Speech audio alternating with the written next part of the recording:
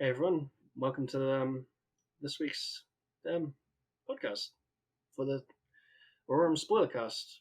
We have quite the packed roster here today because it's just Steve as always, and with me is Hey everyone, it's Vancexel. And Steve is right. We have not one, not two, but three PCs on the crossover this week. would like to introduce themselves again. Hey, what up? It's your girl. I'm just kidding. I did this last time. I won't do it again. I swear to God. It's Rena, the Destroyer. I'm back again. I'm leaving that in, by the way. So I know you will. It's fine. It's okay. But more importantly, we have to say it's Rena. We about to get them aliens. we We gonna get them aliens. Oh my God! That's gonna be my intro next time on the podcast? Aliens. Shoot. Good old Tyler's here too. It's me, your snake baby, Ophios, aka Tyler Scheid, here with some tunes for your wonderful ears. And, Oh, yeah, I guess that leaves me. Hi, I'm Will. yeah. I play Oscar on Throne Keeper. I don't know if that was obvious. Sorry, I'm new at this, I guess. So never done a recording before in my life. I don't think I've ever been on camera or done any kind of voice or anything. Yeah. So this is all new, very new to me. I'm told that apparently some people watch me play games on Thursday nights, but I just hang out with friends. I don't know what's happening. Yeah, so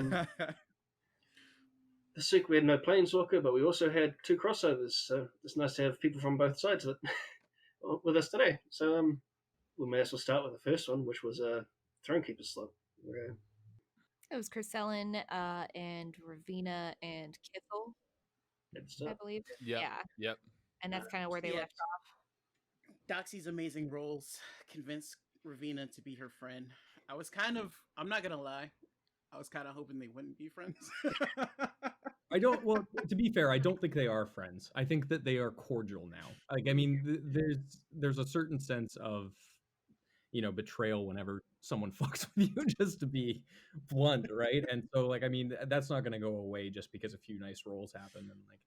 And Doc is an amazing RPR, and she clearly made Ravina feel comfortable through Kercellin there. But comfort and friendship are two very different things, and I think that they are probably acquaintances might be the appropriate terminology now. Acquaintances with sexual tension. Well, there's always sexual tension when Doxy's in the room. It's assumed. If there are arms and Doxy's there, there's sexual tension. Oh, exactly. Yeah. But Kercellin and Ravina was super interesting to watch as well. Just from a PC standpoint, I had no idea what was going to happen. I was fully prepared for her to just get clocked. I didn't know it was going to happen either, honestly. It was more just like, let's see what Kercellin does. And it actually was pretty interesting, the way that we met up. But I don't want to skip ahead, obviously. Well, the thing is, I don't know if you guys were listening to last episode or whatever, but I was kind of hoping we would see a little bit of catfight while Rena comes into the room, and it's like, what the hell are you guys doing? What are you fighting about? I was just hoping for that kind of situation. You got a little bit of that with content, though. Oh yeah. Instead you got the sexual tension and the abrupt leaving of drunkenness, and us getting Scott describing this very attractive Perrin lady walking out of the area we are walking into, drunkenly, somewhat stumbling, and Ophios being, woo! Dressed to the 11s, I believe he was from. The 11s, yeah. And that was Ravina, I think he was referring to. That was Ravina. Yep. That was Ravina. Yep. Which Ophios is just like, ooh, you look like good-looking Perrin woman. I don't care. Whatever. Yeah. And Elijah was like, I'm an old man. Oh, yeah. That's 100% what he said. I feel like that's... you need to drop the voice a little lower. And I'm an old man. There you go. That's better. Gotta get that little bit more, guttural tone to it. I feel like that's That- important for yeah. Messi's just complete denial of his youth. Yeah. He's only 44. He's not that old. I mean, when you age so many years in literally Oh, like less it's than gotta like a be. year, it's yeah, I'd be pretty salty about it. I think. It's gotta be jarring. I too. mean- like, just the experience of your joints being in that much pain by comparison. Oh yeah. Like my joints And also, now like, compared to like 2 years ago, it's awful. it's also not like he could groom himself, so his hair's got to be insanely long in every part of his body. You know, like. Yeah. I don't want to start talking about what other parts, but like facial hair, the head hair, and The armpit curtains. hair that occurs in other places, like your pits. Yeah. Surprise! A podcast actually about Elijah. That's what we're talking about the whole time. Yeah. This is the Elijah cast. And we're talking about his armpits specifically. We'd like to go into detail about each follicle. And their growth. I mean, he's the one that was highly observant, so he was like, "Oh, she's dressed to the 11s." He's the one who got that because, despite his age, his eyes are still keen. Yeah, He is observant. mind there. I suppose that's a good thing about being an ice mage. She probably doesn't use much deodorant. But so we come back to we see Ravina, but this is like as what we were following Hansa because Hansa. we'd gone back. Yeah, To, when Hansa was her upset. shop. Yeah. Yep. Which her Well, reaction before she was upset, to be fair, that it was very, very quick change. Yeah. So, quick backstory on Hansa. She is very rude to Rayron, who's her quote unquote king, and they don't reprimand her or say anything because they're all afraid of her in some ways. So this is the fact that you guys got such a nice and cordial anything was kind of cool. I we had mean, met her before. Yeah. So yeah. Calling back to that, Ophios actually rolled really well on his charisma checks with her. And so he actually had developed a relationship with her. Now, he doesn't remember her or anything relating to that going into this, but there was definitely an establishment of a sort of cordial friendship and kinship between him and Hansa at the time. Because if you remember, we had drinks at the place where we just went into. Obviously, Ophios can't get drunk because, that whole thing. I think he did he was drinking anyway because he was like, this is how I'm gonna put on the face, so to speak, because he's still like right himself. But yeah, I remember that we went to that, and he bought her some tavern, drinks and things like and that. then you were like, hey, by the way, she's a blacksmith. I was like, hi. Yep. I'm Rena, Yeah, by the so- way, after we've Yeah, I been remember talking for so many It was a whole thing of like getting her kind of on our side to help us out, and then we were Yeah. able to actually like help her out in a massive way with what ended up happening. Yeah. With that private meeting in the back room where people knew what Ophios was. Yeah, so her brusqueness to everybody else probably isn't surprising, but to us was a little surprising. Yeah. Because when she was like, perfect, we'll head back to the shop, get the weapon, you'll be on your way, and we're like, great. She goes ballistic, and we're kind of standing there like deer in headlights. Like normally I feel like if that kind of situation happened, Rena would be a lot more upset, but just seeing her get upset for her, she was like, yeah, I mean, okay, yeah, like let her do her thing, let's follow her, like, we're not gonna get in her way, kind of thing. So she originally had a shop in Hood Gwen when Kingmaker first met her, and they go, oh yeah. So we found this cold iron weapon. You want to have a look at it, see if what it's worth and this thing. Okay, can you find me any more of this cold iron? Because that's going to be worth a hell of a lot, and I'm really interested in making cold iron stuff. Oh yeah. Hey, we're planning on making a kingdom. If you come work for us and that sort of thing, we'll help you get it more and that sort, get more of it and that sort of thing. Okay, yep. And then they end up pissing off Ford Gwen, and her shop gets freaking confiscated, and she ends up carrying only her tools with her to where they set up the kingdom and that sort of thing. And then she goes, like, they build a shop for her and everything, and then they give her Glugmug as an assistant. And then frickin', which probably also wasn't that great, but and she goes off on a like trading mission for them to go get supplies and that sort of thing because they need to start preparing their army and that sort of thing. And she's the smith, so you need to get stuff to make the armor and that sort of thing.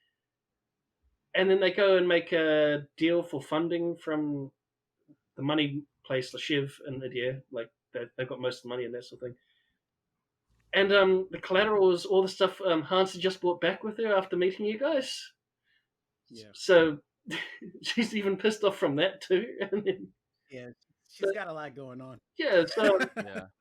yeah, essentially Kingmakers, like, they keep her on and they keep, like, they definitely make use of her services and that sort of thing.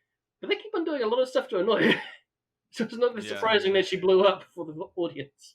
They seem Yeah. to be pissing off a lot of their NPCs. Like we're not here to talk about them. I'm not anyways, because fuck them. But Oh. but they seem to be pissing off a lot of people, and then we're coming over here being like, hey, by the way, we're gonna go start a kingdom elsewhere. Do you want to just like, come hang out, help us Yeah. kill some slavers? But first, don't succeed, try again. Yeah, I mean, like, in I that don't know. there's an interesting interaction with there because obviously Ophios doesn't have his memory or anything, but the fact that he was able to understand Glenn in that Yeah. moment Mhm. without knowing that he was understanding a different language or necessarily and this is insight into the mind of him, is that when he actually spoke Glenn, he didn't know he was speaking Glenn. Oh, that's cool. Kind of Okay. inherent. So it just was instinctual. So when he said it in just the perfect tone and everything like that, he didn't realize it. It was just his brain took over and he just did it. There's no memory of him actually knowing that. And so there was a key moment in that instance that why I described it in the way that I did was so that Rena and Elijah and everybody in that room would see it. And it's like, this is peculiar because they had never seen him do this. And it's also peculiar because all of a sudden he's speaking this different language when he doesn't have memory of those things. So it was like an instinctual role. And then, so it was interesting that, because that's why he didn't like say, this is what she was saying, because he didn't even know they didn't understand her. Right. Yeah, that's a really cool thing, especially like with the way that you're role playing Ophios is like kind of a lot more backwards. Yeah. So yeah, that's definitely a cool moment there. And that's when Ophios kind of starts questioning, the weapon, and like he knows it's meant for him, but maybe doesn't really remember how it did. He ended up remembering? He ended asking up the question? remembering a good bit about it, but not like everything about the weapon. Just knowing that it was designed specifically for him. It was something that they had put in an order for years ago, and that like it was meant for him, and that it was like a promise and an agreement that was already paid for. It is nice to see that Ophios's memories are coming back even in very small bits though, because it I think we said this like maybe 2-3 episodes ago. No, we said this last week. With Yondas seeming to be in a deer. If he ever meets up with Yondas, we were wondering how that interaction would go, and whether it would be like monumental enough for Ophios to realize that Yondas hasn't even been there for such a long time. But it seems like you may be able to pass a roll, and it's like, holy shit, like Yondas, you're back. I think that would be a really cool moment. I honestly kind of expect that when we meet Yondas again, if and when that happens, he doesn't remember.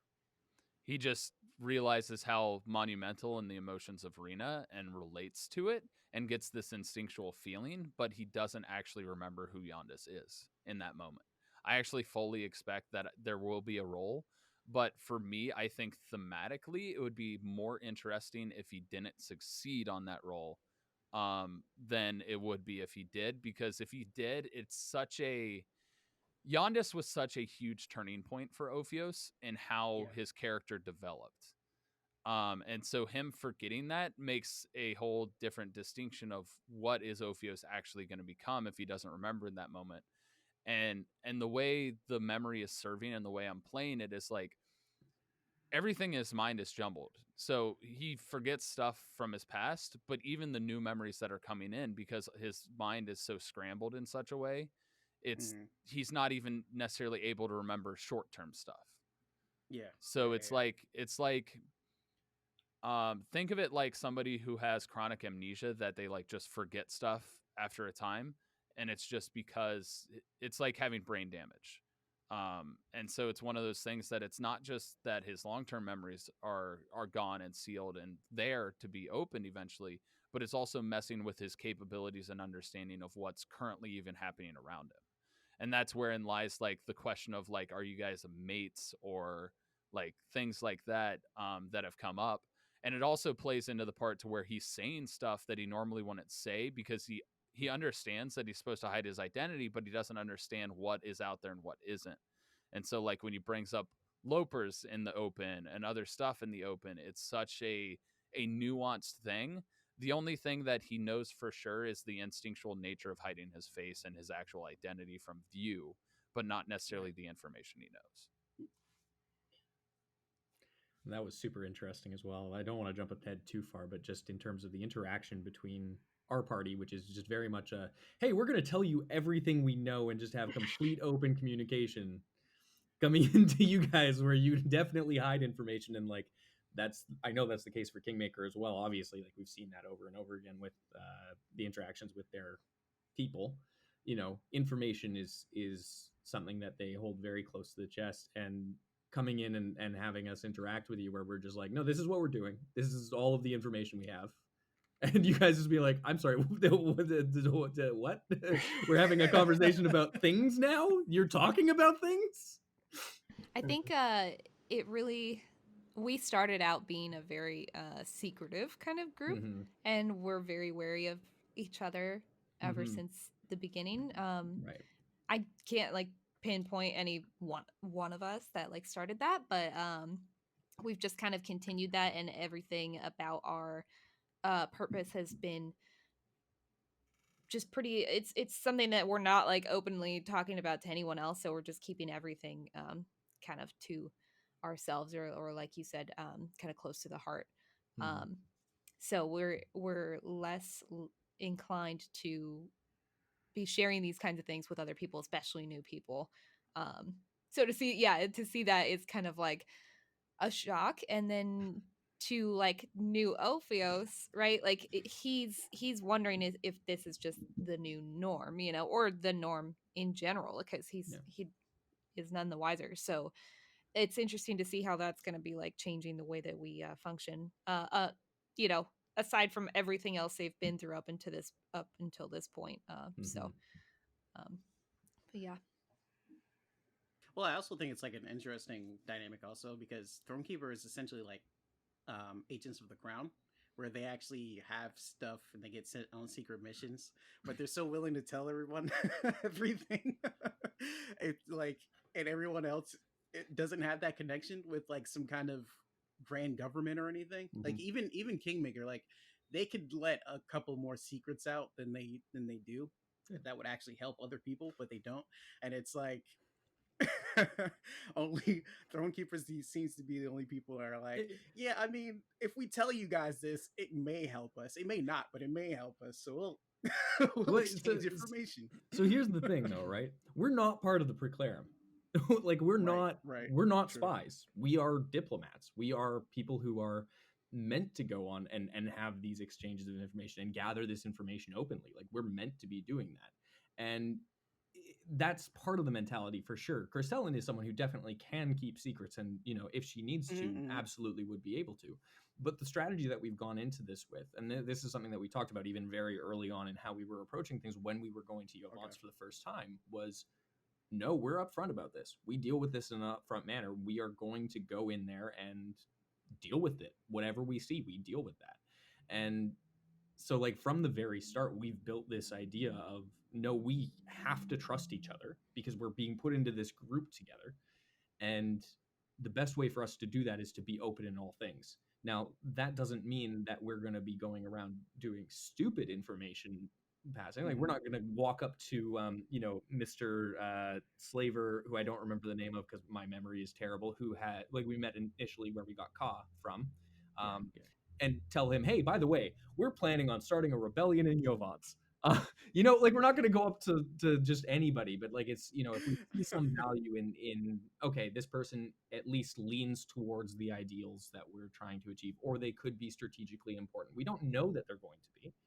But the other thing is they also know we're agents of the crown, and if we're talking about this openly, there's a lot more to it than what we're saying, and they will probably just be like, okay, you're feeling things out, and I'm going to be cautious about this.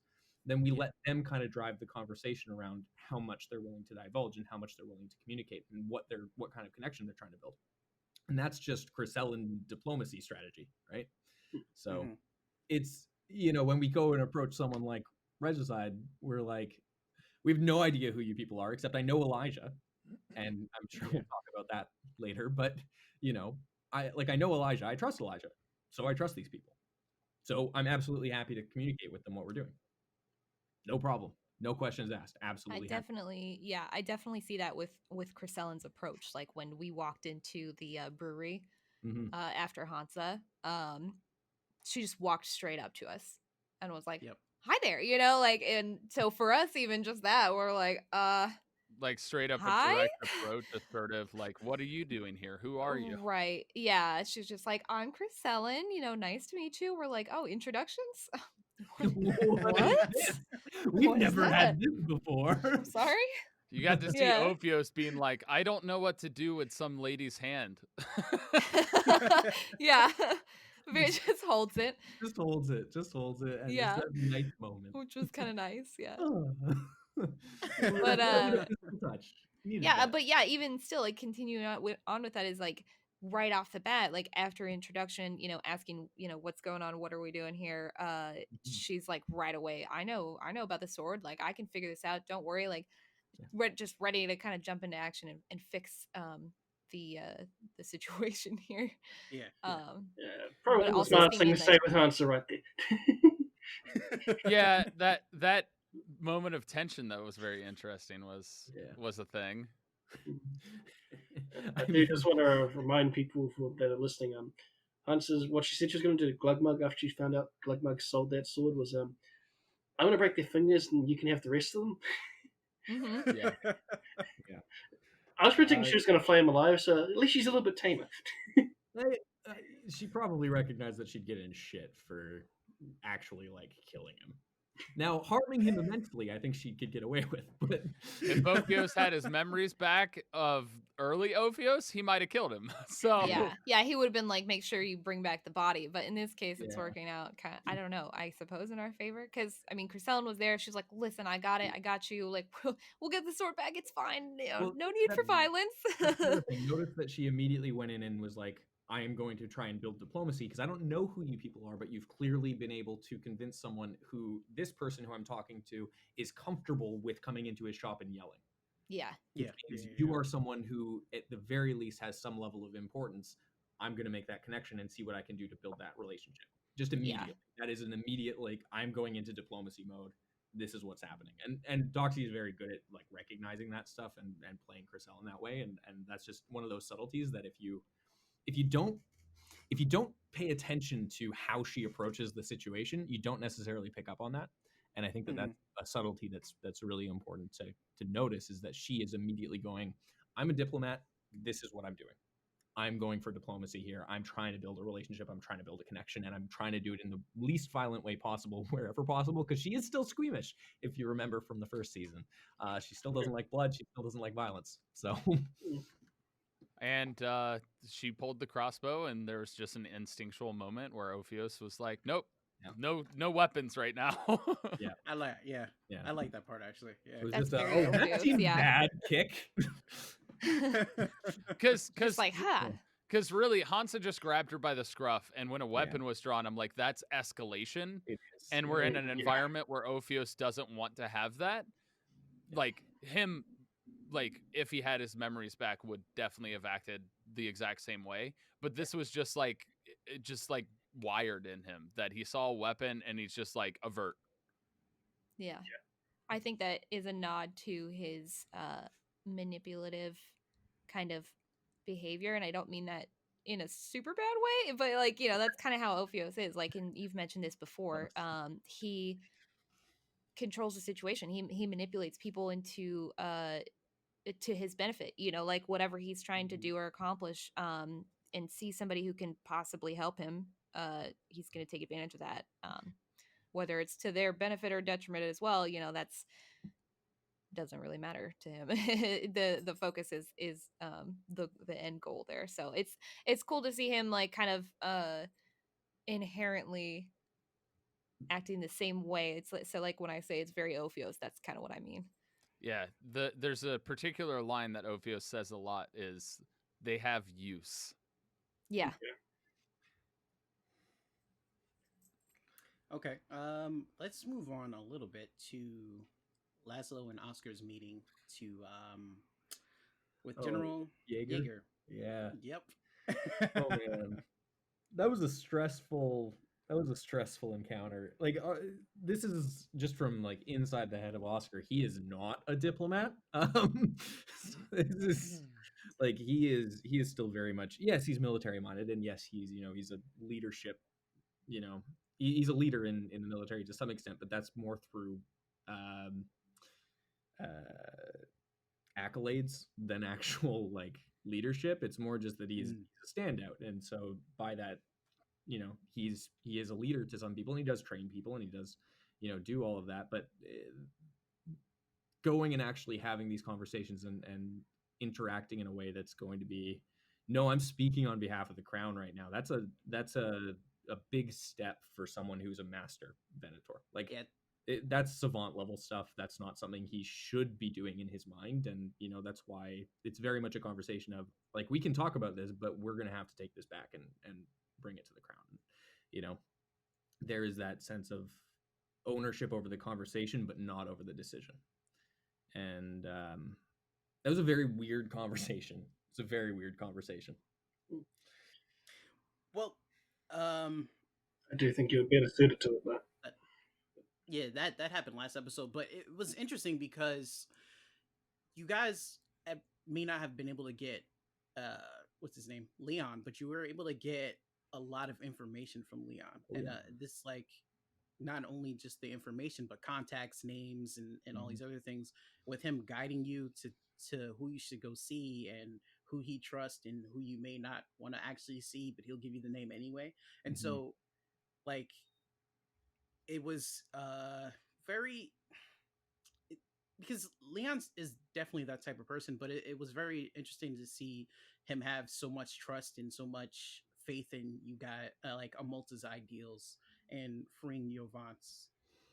I think he was primed for that a little bit, and I think that's coming from Kingmaker, and I don't want to necessarily speak too much to that because I don't watch Kingmaker, just as a side note, because I've started to, but it's a lot to catch up on. Yeah. But from what I've kind of gathered from Scott, from Josh, and from our conversations after all of this stuff, Leon has kind of been primed with this idea of, okay, yes, he retired from the military in Paradel, and he joined on as a general, and he has this reputation, and he's essentially kind of being put into this position where he serves the people, but he's not really being allowed to serve the people to some extent in a way that he feels is beneficial. And so it's kind of this point of stagnation, but he still has this sense of responsibility and duty. And with the obvious other aspects that have happened to that character in terms of, a certain rebirth, let's say, he's obviously changed quite a bit, and so I think he was a lot more primed to interact with someone who's coming in and just looking for advice, and that's very much how Oscar premised the conversation to begin with. He said, "We're coming here looking for advice and potentially more, but let's start with advice, basically." And that's really the whole point. And yes, of course, we have that further ask, but if he's not interested, then we're not going to push that. That's not a push, even though that is kind of the objective we came in there with. It's something that's like, but this man has responsibilities, and like, as soon as you see him leading a camp and being in a position of being a general, he has responsibilities. There's no way we can push for that without it being an affront to his nation. Like, we can ask, but beyond asking, there's nothing else that we can do with that. So I was actually, I think he was in the perfect position to give us that advice and to extend that. And I think for story reasons, obviously Scott was happy to give that, but the roles definitely influenced that as well. And the interaction, just kind of starting that way, I think really helped. And then, I mean, we obviously had questions, and then the fact that we got as much information about, like, even just Cadus, for example, out of him as we did, that was a surprise. It was a surprise to me. I was expecting him to basically, say, piss off. Here is, like, generally speaking, some information of, like, you don't want to talk to these people. You probably want to go in, like, this direction, go to this city and figure the fuck out, right? Like, that's kind of the level I was expecting of information. I was expecting us to have to do a lot more legwork. Him being like, hey, this person might be a good fit. I'm like, oh, okay. Well, that's like an actual lead. That's like an actual, okay, we have something to work with there, and we have. He's not the character to just say piss off to you unless you're actively wasting his time. Right, and coming into that conversation, we kind of were expecting that we were going to be wasting his time to some extent, right? So, yeah, it was an interesting one. And then, but actually, this episode you guys met Mog. Yes, I want to get everyone's sense on Mog. Okay. Because you already know what I'm gonna say. You already know what I'm gonna say. Oh hell! The commitment. The commitment to the boys. Oh hell! Hey, what's the matter? You're looking me up and down now. He literally. I mean, you know what? It was requested. I think before they were like, "What happened to the Southern drawl?" And he's like, "Oh, I got you," and like switched gears. But I think that's hilarious. That like I do think it's a little overcompensated, but yeah, it's still funny. That's like all I remember about Mog. I don't even remember anything else. He was kind of a dick. Yeah, he is, and I will say that he's a total asshole, and that's what Oscar likes about him. Like, in character, Oscar likes Mog because he's an asshole, but so is every other military guy that he's ever met. Like, this is, that's just how it goes. Everyone thinks that they have the strongest, best fighters and people, and that they have these ideals that work and fundamentally are what they are. Some people stick to them, other people bend to other people. Some, all Mog is doing is just adhering to his beliefs and doing something that he thinks is right. Oscar's fine with that. Like, that is a totally, like, normal, noble thing for Oscar to see. Like, that's what he would expect out of soldiers if he was leading them. Even if you have your own beliefs, you're doing something that, yes, you believe is right, but you're doing it for a purpose, and you're adhering to that as much as you can. And if you have a problem with it from a moral standpoint, raise that. And Mog would. Mog would. Yeah. Like, 100%. So he sees that in him, and he's like, yeah, no, totally fine. I like him. He's very forthright, which also makes sense why Oscar would like him, is he's just 100%. Very forward and upfront and just tells it as it is and how he thinks it is. Well, that's the thing, right? Like, I like to joke that Oscar is a bull in a china shop with a sledgehammer. And, that's just how he is. And so other people who are very, forthright and forthcoming with just who they are, Oscar's good with that. Like, he hates dealing with people like Lady Grayrus. To jump back, like, way back with that, but, like, he hates dealing, like, all joking aside about the door gag and Lady Grayrus being a perfect foil for Cressel in those moments, and us turning I don't know if that was a curse or a trump card into a benefit, but it was turning one of those into a benefit. Like, that's great for Cressel, and Oscar doesn't want to deal with any of that shit. He wants people like Mog, who are straightforward and easy to talk to. He wants people like General Jaeger, who are going to tell him to piss off when he needs to be told to piss off. He can live with that. He doesn't care if he's being told that, he's being shitty. He can just be like, oh, cool, I'm sorry for that. I will deal with that. Moving on, right? So, yeah, no, he loves Mog. Great guy. Super happy about it. Laszlo does not like Mog. Yeah. Speaking of General Jaeger, there was an interesting moment with Ophios and Jaeger where Ophios was really pressing about stuff, and Ophios, with his mind the way that it is, actually apologized for something. I caught that. Yeah. That was yeah.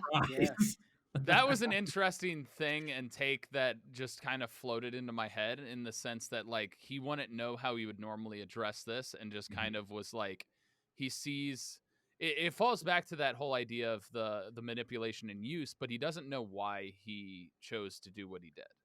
Yeah. Ophios really Yeah. wants to know about this, or because he wants to. It's something else. That's why he was interested in the cold steel to begin with. When he remembered about the sword, he remembered that sort of aspect of why it took so long and why he wanted it. And so when there's something told about an ore that is better at killing some spectral being or some sort of being, obviously it's of interest of him because of his whole purpose behind the Lopers thing. And so he wanted to know, and it really rubbed Jaeger the wrong way. And it was like a moment where normally I think what Ophios would have done if he had his memories would have actually been more to intimidate and threaten, and instead went a Could've gone very so different much route. worse. Yeah. Yeah.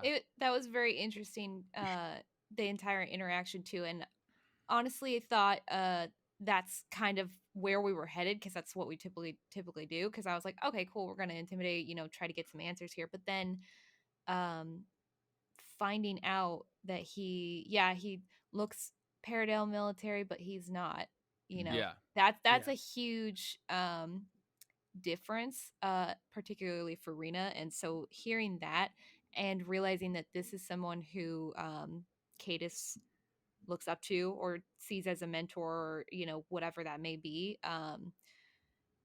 that is kind of why she backpedaled a bit and was like, I'm sorry, appreciate your time, appreciate the help, and then just kind of left it alone. Because normally they would, yeah, Tyler's right, they wouldn't they wouldn't let that go. They would definitely try to press for more answers. But I think it was very much the person in the situation in this case, and actually having new Ophios here helped in that, I think. Well, and Ophios, I think, really read Rena in that aspect, and that's why he did what he did. Because in that moment, it was like we weren't going the normal path that, well, old Ophios would recall and be able to do, but I don't have that memory to be able to do that. So it just kind of made sense that when you backpedaled and like Ophios doesn't even know who Cadis is in that moment, so there's no information there that also probably would have led to that actual interaction, but it was more so the fact that the one person that somehow he inherently knows to trust acted a certain way, and so he replicated it. There was a moment earlier in the episode where Chris Ellen did a thing, and so Ophios mimicked it because it's like he's learning mannerisms again. That was the whole purpose of that moment, was he's learning mannerisms, but it was also just comedy. So like from my perspective, it's like it's funny, but also it made sense. Yeah, totally. It's interesting to see what he picks up from the people around him. Another cool thing about Ophios' memory, though, is that he somehow remembered Rayron's name upon like hearing it, and was like, "Oh yeah, Rayron got gooped." Yeah. Yeah. Which was that the moment that you remembered everything from the temples? No, that was earlier. No, that was the no, part I before. remembered just Oh, that that's moment. right. That's right. When he, because it was like he recalled the name. Yeah. One of the best parts was after he said he got gooped, he was like, "Who the hell's Rayron?" Yeah. Like, Yeah. that is so good. Because it was true. He knew the only memory he had was what happened to Rayron, and who like that was Rayron, but he didn't know anything about Rayron. So it was like, oh, this happened to this guy. Who is he? I love that part. Yeah, that was like, oh, that is so good. And then later on, there's a whole aspect where he remembered the entire thing about the Time Temple every time they were there, and that was just like a flood of memories. I know one hot thing from one member in Discord is us talking about Elijah and Guinevere. Oh yeah, and how Elijah didn't want to give up any information about Guinevere. Yeah, that was a little bit of a hot take. I mean, people in Discord, so that'd be interesting to talk about. I think that's something that's like kind of more a messy question as to why he didn't want to give that up, because I think that's just on where he was at with that role play in that moment. I know for Doxy and for Chris Ellen, it felt like it was important to pull that information. But that was more imparted upon us by the DM than by the role play. And so like in those moments, it's hard to actually like, just as a player, it's hard to justify going to pull that information when it's like, this feels outside of what I would normally do. And so I think there was a little bit of that on both sides, but that's all I can really say to that, because like I wasn't part of that interaction at all. I was busy doing some ghost hunting. So and because it was approached that way, I think it made it really hard to kind of like get into an RP where you could actually address and try and talk about that information, because there was so little information up until the point, and then it was clearly important. So there wasn't like a dynamic you could weave it in there to kind of like coerce the information out. And so it made it kind of, I think that probably made it more abrasive for the characters than necessarily it may have if it came across more canonically. Yeah. Right. And No, I completely understand that. Every interaction that we've had with Gwen specifically, like Rena and Elijah are very much like she who shall not be named kind of thing, you know what I mean?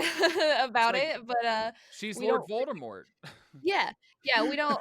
I mean, she's brought up, we avoid it. Like and that's just kind of something that they both agreed on when Elijah talked to Rena about that back before Ophios came back, and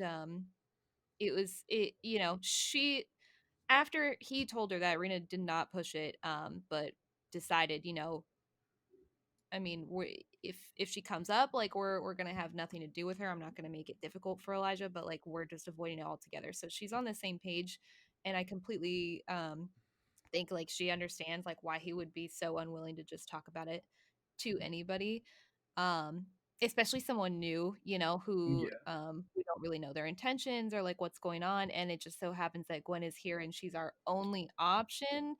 Like, we were willing to go somewhere else to get Rena's hand fixed, just to, that those are the lengths that they were willing to go to avoid her altogether. But I mean, obviously they knew that was going to be what they'd have to do, because it's just be a waste of time, totally backpedaling.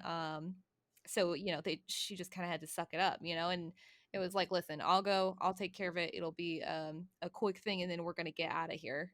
So I think that maybe the possibility of Elijah seeing her again for, what is this, the third time now? So like he's probably like I've just she's about gonna run had it, away with you like guys. how is it that I keep running into her, and so maybe I could see like why he would be like so hesitant to kind of open up about it. Maybe he's frustrated, maybe something's going on, but I also think the way Rena views it and relates to it is the fact it's just like Rena doesn't want to talk about what happened at the gate.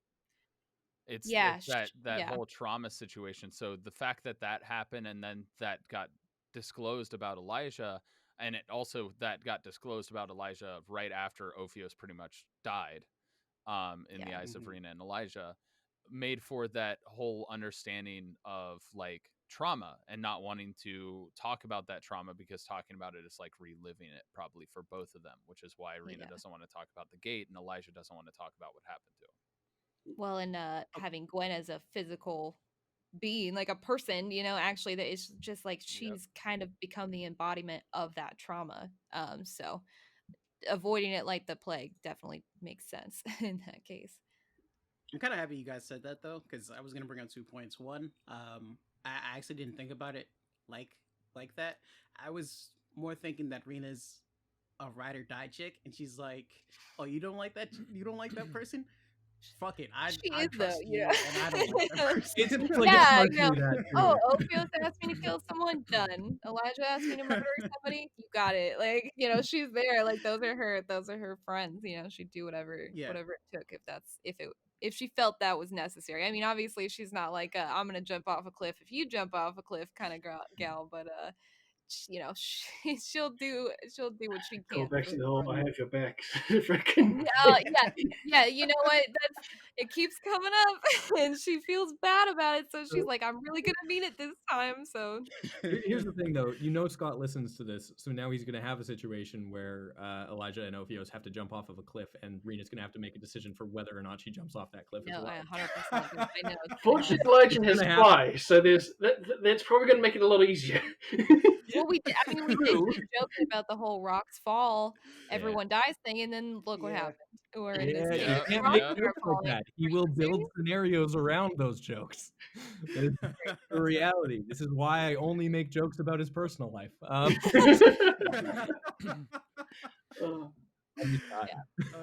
about No, personal life, there was also that bit at the start of one of these ones where someone got his little stash of lollies.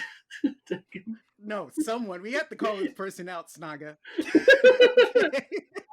You can't just steal someone's candy stash. No, you got absolutely away can. with If someone's going to gloat about their candy stash, you absolutely can get it stolen. All I'm saying is it cost them $100 to steal his candy, so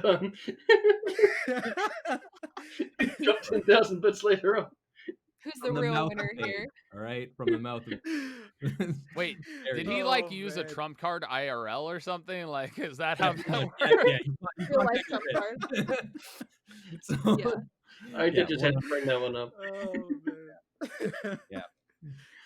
But my other point was going to be that I think Elijah actually loves Malta a lot. Like you can see it even in his interaction with Oscar and how much he talks about Malta. It's like, oh, we have to go back to Malta because I have to go talk to these, my higher ups, and he still has respect for Malta. But I also think that that is such a dark spot in his past from a place that he loves and like holds in such high regard. Like he's doing this thing, for Paradell's sake, but it's also because he wants Amundsen to stop being attacked by Paradell. But having those dark memories and being tortured in that way in his home country and the place that he loves, it probably hurts a lot more than some of the, because I know that when Messi's playing like Elijah, and especially in Regicide, we see a lot of like Paradell or whatever. He doesn't talk about Amulta that much, except when he does, and it's in such high regard that you kind of forget that's like I think that he does have that respect for it. when Regicide goes to Amulta, you'll likely go to Heplon because realistically, that's where a lot of the higher ups are in the military. It's the capital. It's where Lady Arceum is, and I'm sure we'll talk about why. It's also where most of the bureaucracy you guys met has also been as well. So I think we're going where Rayron's brother is, which isn't it that place as well? It's Hakatia or Okay. Little Iscaria, but that you kind of, in order to get there, you really do have to go through Heplon, unless you're teleporting. Different story if you're teleporting. Yeah. But if you're not teleporting, travel wise, you'll need to go through Heplon realistically to go there, and it would make sense for you to stop there. Going past the wall, I think, will be one of the biggest struggles for Elijah on an emotional level. But I think as soon as he gets past the wall, he gets past the trauma. And I think that's, I don't know how Messi's going to play it. I don't know enough. Like we sat down, like when we found out we were doing a crossover, this is a little bit of insight. Messi and I sat down like 10 minutes after we found out, and we're like, okay, how do we know each other? Like just legitimately just, okay, how do we build this? How do we build this kind of connection? And, how can we make this work? And Oscar did serve at the wall. He served at the wall for a few years. And this is, during training as a Venator, you go to where the mages are so you can learn magic from the mages and understand how they operate. He did that at the wall. So I'm happy you said that, though, because we just did a recap episode, and I was like, and Snaga was like, hey, didn't Oscar serve at the wall? And I'm like, no, he's a Venator. He totally didn't serve at the wall. So I'm wrong, Snaga. You were right. He did serve at the wall. It was for a period of around 4 years. And I won't get into some of the specifics just in case they come up in next week's, because we are continuing the crossover next week. But just in terms of a little bit of knowledge, I think I spelled this bit at the end of the session anyways. Oscar helped Elijah sneak out of his studies, I say with quotation marks, in order to go drinking and like enjoy spending time with soldiers and like actually get a bit of a life. So Oscar kind of helped Elijah break out of that mold a little bit. For Elijah's 20th birthday, Oscar planned a celebration that went a bit awry, and that's why Oscar thought Elijah was dead. So, that's the event you guys were talking about. Yeah, and so that's the sledding incident. Right. So it's a whole thing, but there's a big old bird creature. There's a whole thing that happened. I'm sure Messi and I were joking that we need to do a a prequel session now at some point to just have this experience. Well, I mean, when we eventually split back away from the crossover, we on Regicide have to backtrack a day and do some serious RP before what had happened in the crossover. Rena and I have gotten a rough idea of some of the stuff that we were going to talk about, just to get, it was more or less a sense for me to understand how to play Ophios moving forward in the crossover than it was like necessarily doing the RP. It was just about what he would get from it and things along those lines. So that I knew what skills he would have accessible based off of what memories and different things that he would have refreshed muscle memory wise. So like, I imagine like there's that would be a great moment to go back and do something like that. And also, interesting thing, calling back to a completely different D&D thing. The last time when Will and I met each other, we actually built characters that kind of knew each other, that were both pirates on the sea during D&D Live. So like, that's true. Which, if you watch Doxy's stuff, when I did Doxy's stuff, Astatora was reborn as a different person. Yes. Yeah. Man, when I had to track down that character sheet for it. Yeah. I was like, oh man, I don't even know like where I had it. I had like it on an old hard drive, and I was like, okay, we're gonna find it, I guess. Figure that honestly, true hero. You're a true hero in that moment. So I'm just glad I could find it, because I did the printing for everyone's character sheets for D&D Live, because I had brought my laptop with me and set up in the hotel and everything. So I had everyone's character sheets and everyone's like their traits and features all on like this nice, like I formatted everything, made it all nice for everyone, so it was nice and easy. That's cool. Yeah, it worked out, but oh man, D&D Live 2019, that was a time no one knows what happened in that session, because no one could hear it. Nope. I mean, in all fairness, I don't know half the stuff Maggie was saying because I was on the other side of the table. But anyway. Maggie definitely got the raw end of that one. I have 30% hearing in my right ear and like 70% in my left ear. So like I have a hard time when I'm not wearing headphones and like on a call with people. So like in that environment I couldn't hear anything anyone was saying, and I was just like, I'm just here for the ride. There's a reason Will sat right next to me with this bad ear closer to me, because I'm loud and obnoxious, and the good ear was towards Doxy and Maggie. It was, so I could hear them better. Yeah, 100% the reasoning, because like I'm like, I know I'll be able to hear Tyler. That's not a concern. I heard like 20% of what Scott said during that. Oh, it was just so loud. It was. But what dice? I was gonna say, backtracking a little bit. I actually just realized something that I hadn't during our crossover. Was when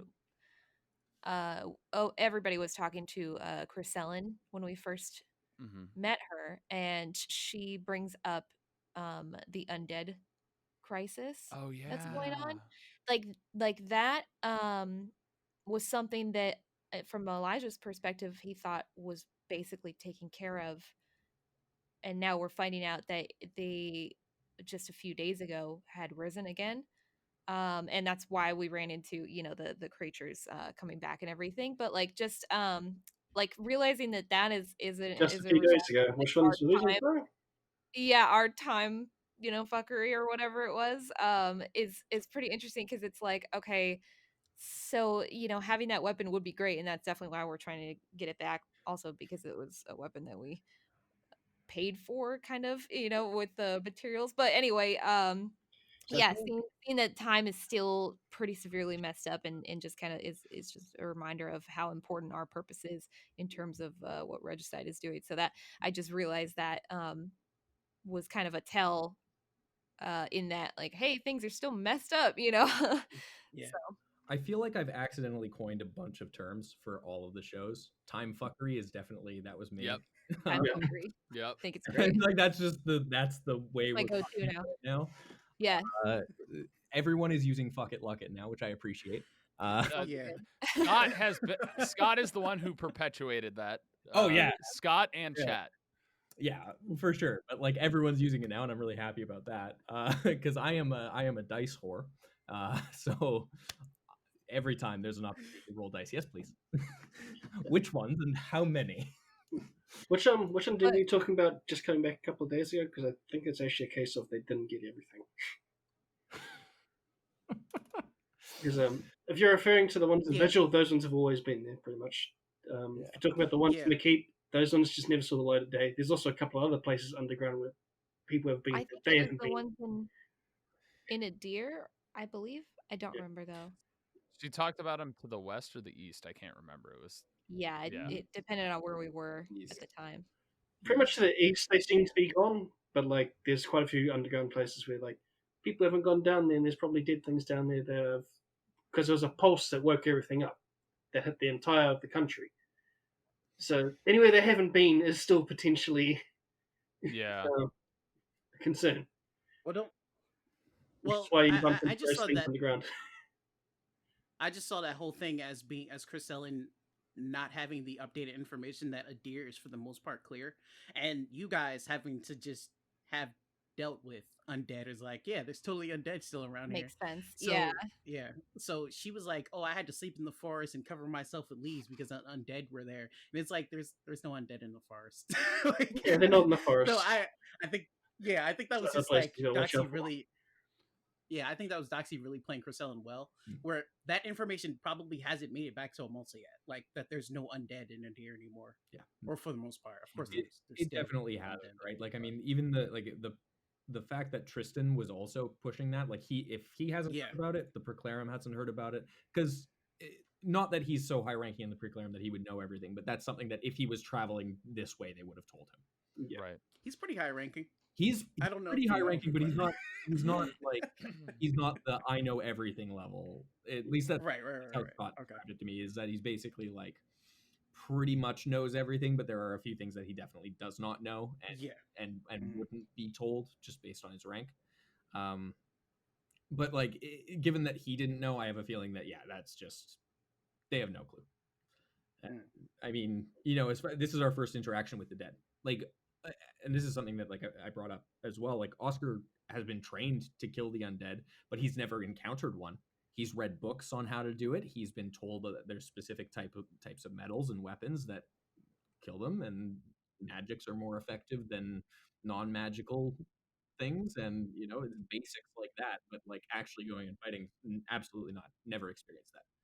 It's interesting because from Rena's perspective, like hearing him say that, like, because he did tell us, I think, right, that he hadn't encountered the dead before until now. Yeah. Okay. Yeah. For her, she's like, interesting, because all I ever do is run into the undead. Every time Rena runs corporeal or into the otherwise. undead, it's like, I'm gonna die. We got what, zombie goblins? What else? That's such a good place to play this one. Yeah, there's a lot of encounters with the undead, so it seems kind of like well, I guess this is just how it is now, So it's funny how like that's supposed to be a very out there thing, like, oh yeah, the dead are rising, that's not normal. And she's like, what do you mean? So I just had a conspiracy theory thought that's completely unrelated, and I just want to throw it out there before I forget. Do you think Gwen killed her father? Burnt down. Oh yeah, that was interesting. Anyways, totally side note, but yes, no, the dead, very interesting.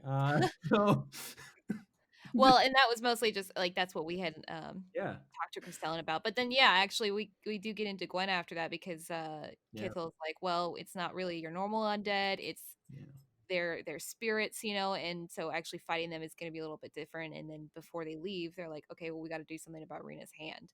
And then that's when Gwen comes in and goes to fix it. But the info about her family and like the fact that she's not technically supposed to be alive still was pretty interesting.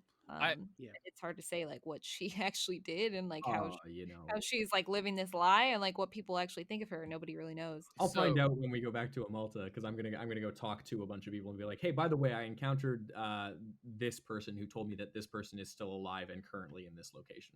Do you need us to go track her down? Because if she's a deserter, she's a mage. It's going to be a Venator who goes and gets her. Yeah. There's an interesting part about that, because to me, what I imagine necessarily what happened with Gwen is Gwen originally didn't know what was happening. And so I think the whole thing with Elijah and her is that Gwen feels guilty that she lured him into that. And then she found out and also got tampered with. And then so she constantly feels guilty. So when she uses her ability and stuff, she is absolutely to the point to where she's just completely draining her life force. Yeah. And that's why like she passes out and all of those things are there.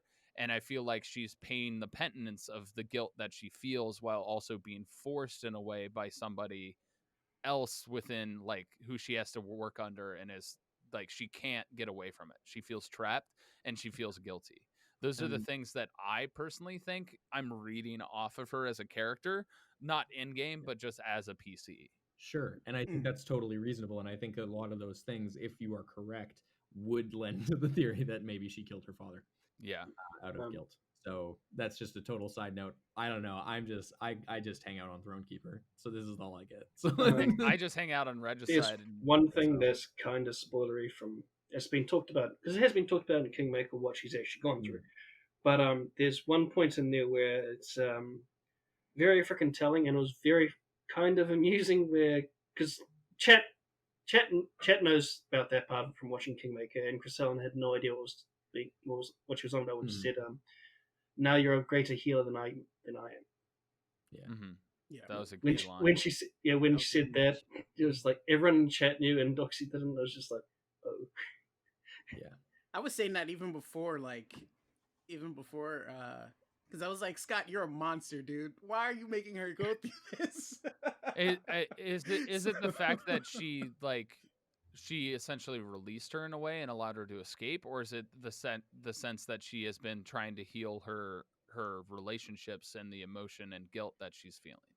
I don't want to spoil you too much, right? Just in case you want to find out, but it has more to do with what you were saying before, is her being tampered with.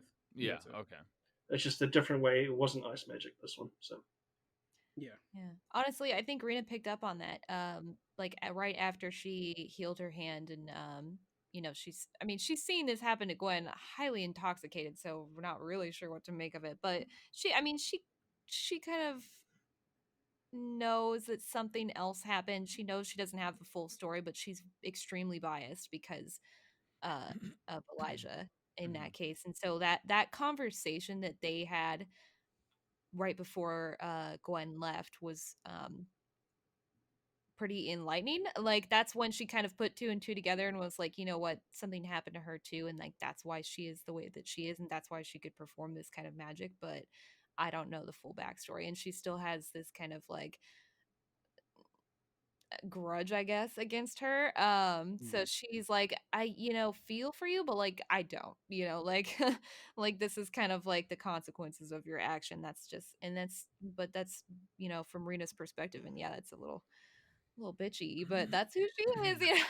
But finding that out was very interesting, and it'll be I think that was also another reason why she talked to Chrisellen about Elijah when the time came, because she was realizing how harsh, I guess, she's been with it the entire time. And you have Chrisellen here, who's been nothing but helpful and very supportive and whatever, and welcoming, and almost feeling like just she feels a little bit like home, in the sense that like she's just a welcoming person, and she's sitting here saying, if you tell me, and it doesn't even have to be everything, I can help you, and she wants that, because up until this point it's been one hardship after another. So to have somebody be like, honestly, like this is something that I could probably help with, she's like, you know what, yeah, like I'm just gonna tell you. So that was also a super interesting conversation. I actually put into the notes, like, this is Rena's first quote unquote girl moment in the entire Regicide campaign, because she's kind of been the unsung leader, except following Ophios's lead, but having to be the face of the group and like take on the brunt of what everyone thinks is going on Yeah. the entire time. target So on she's the back. been like Yeah. stone. Yeah, there you go. So she's She's been understood stone that. faced the entire time. Yeah. Yeah. So Yeah. it's interesting to see her like her first like, oh, I can relax and not be that person for a moment. Yeah. Well, and that's going to be a bit of a like snowball moment, like that's kind of just the start of it there, like where she gets the opportunity to really open up, and that's kind of open up a part of her where she's like, oh yeah, I have feelings too. Like things, are happening, and this is not really good. This is not good timing. There's a lot happening, and so it'll be interesting to see how that devolves or continues on in the next couple sessions here, especially with the new people around. I have a quick question, and then we can move on to the regicide Mhm. part. Um, is one of the reasons that Rena just dismissed like Gwen at that point because she didn't want to feel bad for her? Like there was a part of her that might have felt bad, and she was like, "I don't want to feel bad for you right now," because I kind of got that in the show. Yeah, like she's a person and she can understand, like the hardship. I mean, that's why she relates to her friends so much, and to people who she takes most people at their word. Like she doesn't really contest people unless she has reason to believe otherwise. But with Gwen, she it was kind of an inner battle too. Like they were alone for a pretty good portion. Her mind was racing and was wondering, like, no one will know. Who would know? Crysellen? I could handle Crysellen, right? Like she was going down that dark path in terms of like, just take care of it right now. This ends here, kind of thing. But obviously, in the state that she was, she knew that was kind of a dumb idea. But she was thinking about it, and so part of it was, what, just go before I change my mind, kind of thing. And part of it was I am starting to feel a little bit of sympathy for you, and I don't like that. So she was just getting nowhere fast with that interaction, and it was doing nothing but frustrating her, so that's kind of why she dismissed her. Okay. So jumping into the regicide campaign, we start out with Laszlo and Oscar being led through the city by Mog. Yeah. Yeah. That was a time. We did that. Yeah, it was interesting. I mean, the city vigil, obviously we didn't get it like a huge description of the city itself, but we kind of did earlier, and it's clearly a formerly well protected city. Yeah. Now sort of Thanks, protected. Josh. Yeah, well, you reap what you sow, I suppose, because now he's got to deal with it. But yeah, so we're in this situation where Oscar and Laszlo are both out of their depth and somehow completely in their element at the exact same time. Laszlo hasn't encountered the dead like this, but he knows how to speak with them. He knows how to interact with them. He recognizes that there's a connection there. Oscar is very much just, oh, I've done this before, just not with ghosts, not with specters, not with these particular creatures. He's done okay, we're going in, we're dealing with a magical entity of whatever variety. And, this is something that, like, it doesn't get brought up a lot because, like, Venators, it holds a lot of weight. It carries a lot of weight. Every time we talk about it in a Malta, it carries a lot of weight. People, care about this a lot. No one knows why the hell that is for the most part, right? Because, like, the only interactions you've seen Oscar dealing with are people and not magical creatures. Right. He's built to resist magic. That's something that I haven't actually fully talked about, like, just from a character development standpoint. I have entirely designed Oscar so that he is resistant to magics in the best way possible. Think of him kind of like a bear totem barbarian in 5e, where he's resistant to all types of damage except for psychic. That's kind of the idea, except he is also resistant to psychic.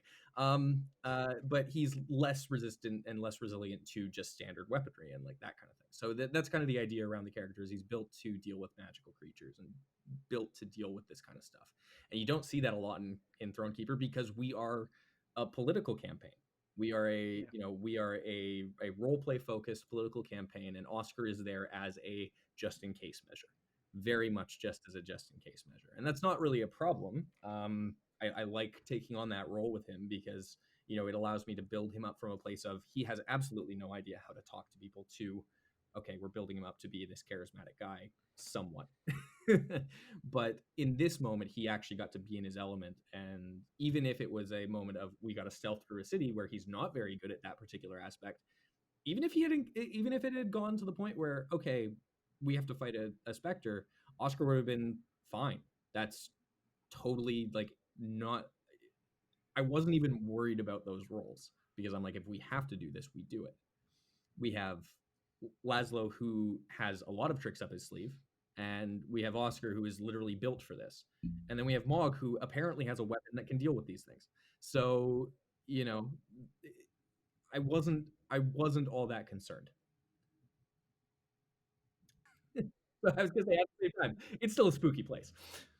I have to say though, I really enjoyed the Oscar and Laszlo team up. Like whenever those two get to just like go away from Chris Ellen for a bit and team up, you get to see a lot of like their interactions and the way they play off each other. I enjoy those moments. It's a fun time, and I think Josh and I have really tried to cherish those moments when we can, because Chris Ellen does get the spotlight in Throne Keeper a lot of the time because it's a political campaign. She's the diplomat of the party. We're there for resources and knowledge and doing very specific pieces. Like, we're the support in that campaign. But when we have those moments, it's great because we get to see this relationship build between a character who's built to hunt and track down mages and a mage who is hell-bent on not becoming what the other mages in the world have become. And having this kind of emotional interaction between them grow into a genuine friendship is a very surprising thing, I think, for both of them. Neither of them were expecting to become friends. And they just are. They just are now. Like, they 100% trust each other. And, like, I don't know if you've noticed this, but Oscar's the only one who's been able to get Laszlo to eat anything. Yeah. And actually, like, really? take care of himself a little bit. Yeah. It's I think it was more noticeable when you guys went to Katsuya. Yeah, okay. I remember that. And that is, he was pissed drunk and he needed to eat something so that he didn't die. But at the same time, it's that first time where he's like, no. I understand that you feel like you want to die right now, but you need to eat something. Like, here, have this. Without any words. It's just here you go. And it's that look of like, you better fucking eat this, because you're my friend and I give a shit. And it's that kind of like, they've started to have almost that unspoken relationship as well, which is really nice, because we just kind of know where the other is going with things. Like, you probably noticed that a little bit in when Laszlo built that connection and saw all of the strands and saw everything on the monolith. Oscar was just like, I trust whatever you're planning. I didn't even question, like, okay. He just said, okay, what are the options? Like, what can we do? And he basically said, well, we can't set them free. That's not an option, because and Laszlo obviously knew that as well, but he also knew raising that with Oscar would be the push for that. And then having Mog present another option, if Laszlo was on board with it, Oscar's just going to be like, yeah, do it. 100%. I trust you. Like, we'll deal with whatever comes after that. We deal with it. But like, I trust you. We built that relationship. I trust this person. Oscar is a trusting person with some people, but very much not with others. Yeah, because it's just when Kingmaker were given the options, Mog didn't come up with the one for binding it to the people that are still there, sort of thing. Like, they just went straight with, if we keep it to the monument where they're at, we can get rid of the monument and get rid of them. And that's their whole plan the entire time. And like Green was saying in the spoiler chats and Discord, is like, he was happy with that option. And Green's freaking compelled in the Discord, so yeah. I mean, yeah. So it's always interesting to see the differences in how the parties will approach things. Some being more murder happy than others. Not calling anyone out in particular there. But and I mean, here's the thing, right? Like, it's not like Thronekeeper's got a clean slate. I mean, we went into a town in Paradel and beheaded a gnome, so like we've done stuff. Sometimes the answer is decapitation. Sometimes the answer is decapitation, but most of the time it isn't. I'm gonna just throw that out there. I guess so. Look, we'll work on it. We'll work on as there are more questions, we'll work on building the morals for you. Okay. And then, we'll work on getting Elijah feeling more comfortable with himself, and we'll get Ophio's memories back, and he can derail everything once more by getting the morals back off track, and everything will be fine. Good old Ophios. Yeah. No, but I mean, I think just going back to the interaction there with Mog, I think Mog also recognizing that Laszlo was a character of power. He is someone who has that kind of air about him that he's meaningless until you actually see him perform. He is just a gaunt, horrible looking little gnome right now because he looks unhealthy. He looks like he's not kept care of himself. Some echoes of Elijah there as well. But seeing Laszlo actually do magic, especially magics that are not common, especially magics that are not common for a gnome, changes things. And obviously Mog has never met a gnome before, but at least by his own admission there, whether or not that was bullshit, who knows? We don't insight check people. We just take them at face value. That's the reality of the situation.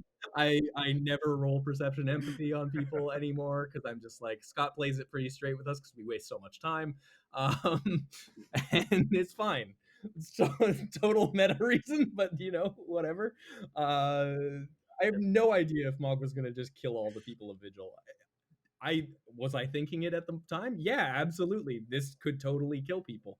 Was I worried about it in character? No, of course not, because we don't worry about those things in character. We don't worry if someone's telling us the truth or not. We assume that our honesty will breed honesty in return.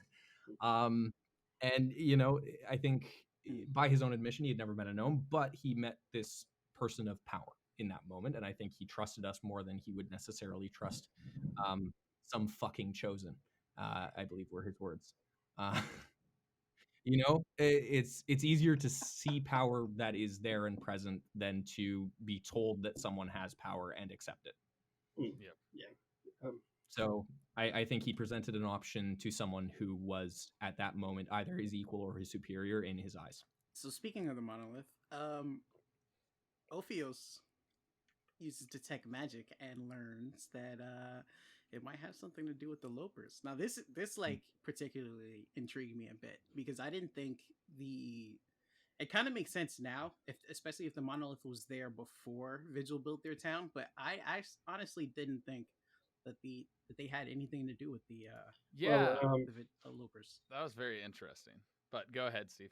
Yeah, it was a case of how there was that episode with this is going back to Kingmaker stuff, but Kingmaker, they said that Vigil found one of the hotspots for the time keep thing and the undead keep.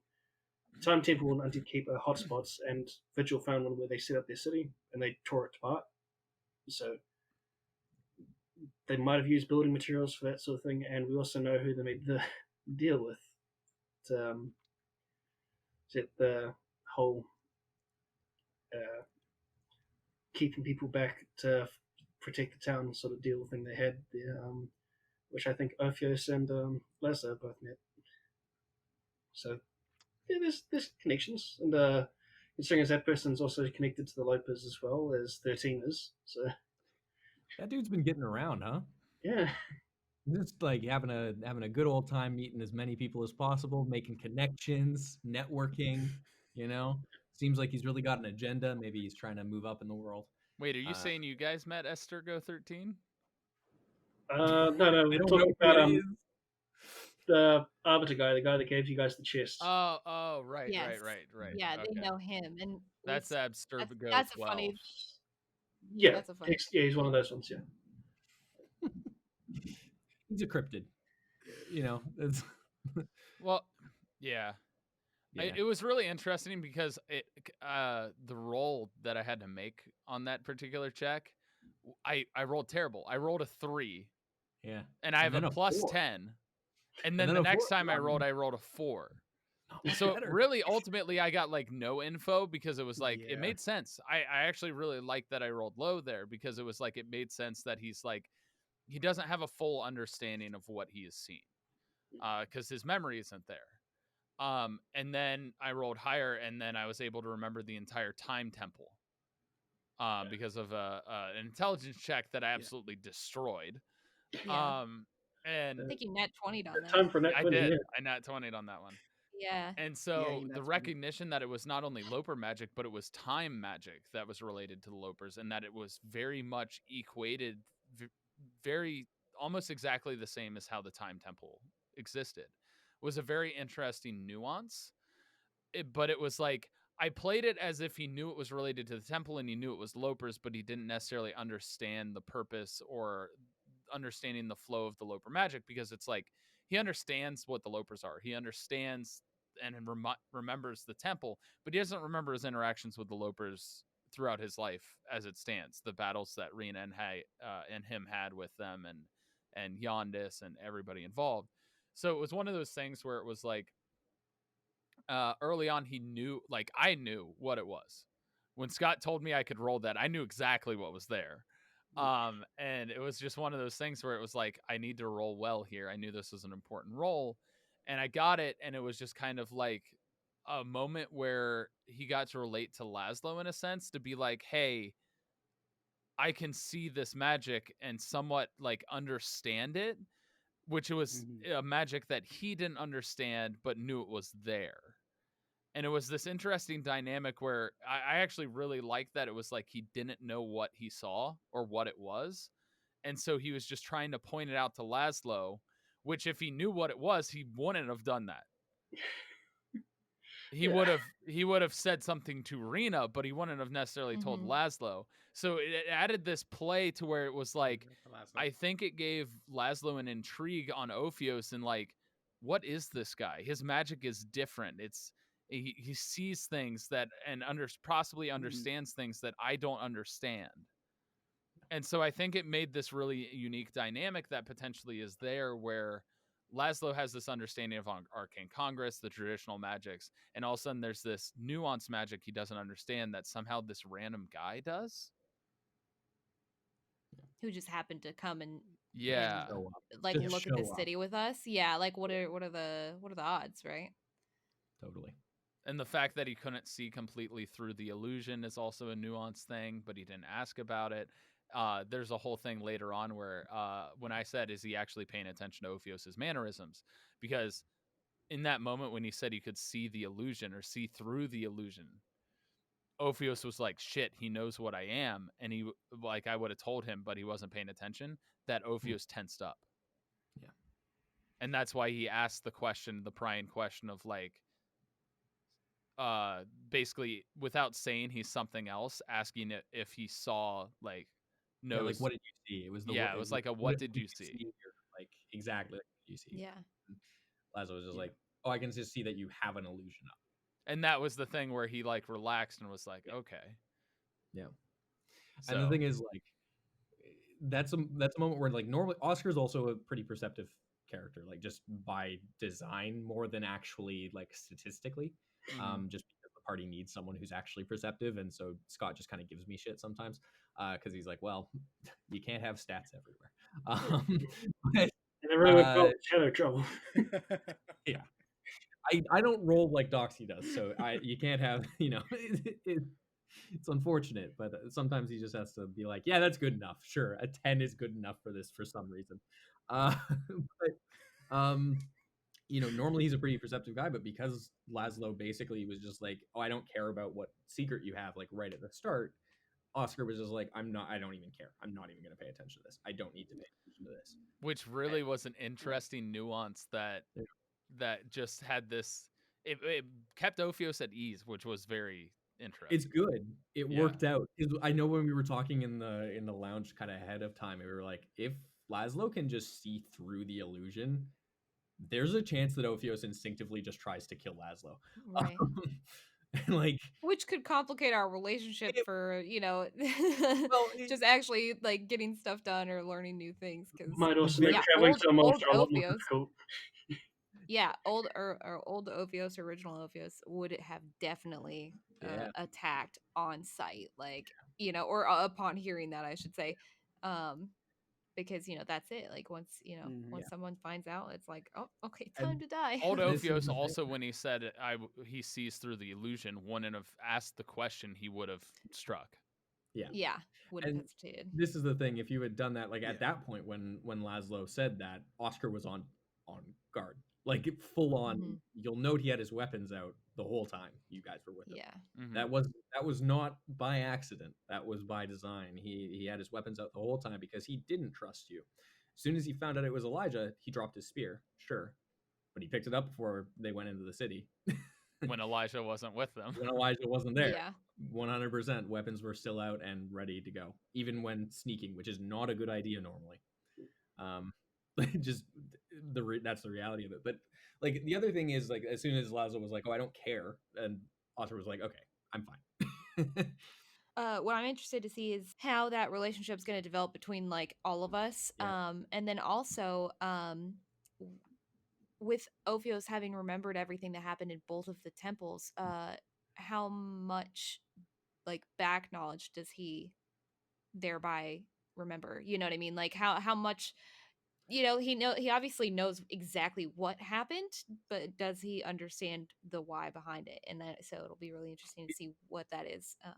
It It's seems also like very interesting if you start thinking about it, how important the order of memories is, because Yeah. everything is Yeah. being remembered out of order. Mm-hmm. Yeah, especially the time temple, especially if you ever have to go back there. Trying to Again. deal with time fuckery with memory loss, it's not a good situation. Yeah. That's just a way to have things go wrong in terms of neural pathways. So Yeah. it will be really interesting, but it does feel like this was kind of a turning point for Ophios, at least from the outside. You've found out about a location that can potentially help restore memories and maybe help with that. But you also had a moment of just realization around a very major piece of your recent history. Like that's big. I mean, there's still a lot to be done because he knows Yeah, nothing of sure. what's down there. It's just Aslan. Is that the guy's name? Aslan? Yeah. Uh, It's Aslan, yeah. That's what's yeah. Aslan? But Aslan in Narnia, yeah. He's another snake person that became a advisor for Kingmaker after another advisor left that you met. Gotcha. Yeah, Gotcha. who I will basically catch up with that. told Ophios of like what Ophios was able to do and how important he was, and how important what was downstairs that got caved in was to his people. And that's a thing that's like there are three things that are key that he remembers right now. One is he remembers all of his training and stuff with relation to cause, so he knows he was designed to hunt down and assassinate lopers. Mhm. Two, he now remembers the second key part is he just has this instinctual trust with this parent named Rena. Just natural, something about her. It's he senses importance, he senses trust, he senses camaraderie. He knows for a fact that like at the end of the day, it's like this is a ride or die. Yeah. And then three that just recently happened is the time temple. Yeah. Those are the key three things that he remembers, which means he remembers a lot of his anger and angst towards the Lopers, but he doesn't remember the struggles and the tribulations of having to kill people because his identity was revealed. And he doesn't necessarily remember how essential that was. It's ingrained into him in his training, but he doesn't understand why that importance is so key. Because he's remembering how close he was to the Lopers with regard to that temple and how open he was in that moment where they went back in time and he said, I am the one, I am your end, when he saw that child Loper. So to him, it's like, how important is actually being hidden at that point if he has this instinctual trust with that person? So it's like, it's almost like a bridge to where it's like, he understands he needs to hide it, but it's also okay not to fully hide it. So it puts a damper on how he would normally react if it was like old Ophios pre thing where people find out they're dead. Like he burned out a whole town because of that. We can't glance over that. Yeah. Yeah, no. Like, Oh yeah. He is a mass murderer. You're not wrong. but the thing is, he was a mass murderer. He he has done a lot of things throughout stuff in memory that he doesn't have, where things perspective on how to strike and what to do versus manipulation versus violence has changed. I mean, we can go back to right after Momley. And the whole going to the gate and the fact that Cadus knows who he is, but he doesn't remember that. And so, and there's the key moment. The biggest key thing and the most interesting thing is what happens if he does remember Yondas or if he doesn't. Because Yondas was a key instrument in what changed a massive part of how Ophios viewed the world. Yeah, he actually developed a lot of I don't want to say compassion, but more so empathy, maybe, perhaps. At least through Yondas. Like Yondas kind of just opened his mind to a lot of different concepts that he didn't even consider. And so he looks at people differently. Well, old Ophios did, I should say. He looks at life differently. Looked at life differently and realized, maybe things don't have to be so like cut and dry. Maybe I can approach this from another angle. Maybe I don't have to manipulate everybody. Maybe some people are willing to just help, and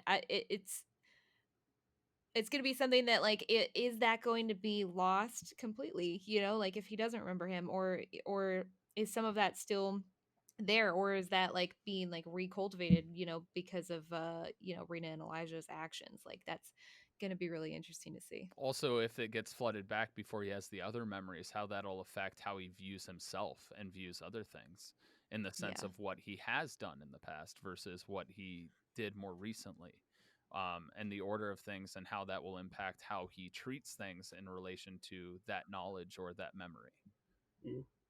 But speaking of people looking at things differently, let's get a little bit of insight on Rena and Aravel, because it seems like she wants to learn a lot more about Aravel. She took some books from the she temple, so something about being there and everything that they've gone through.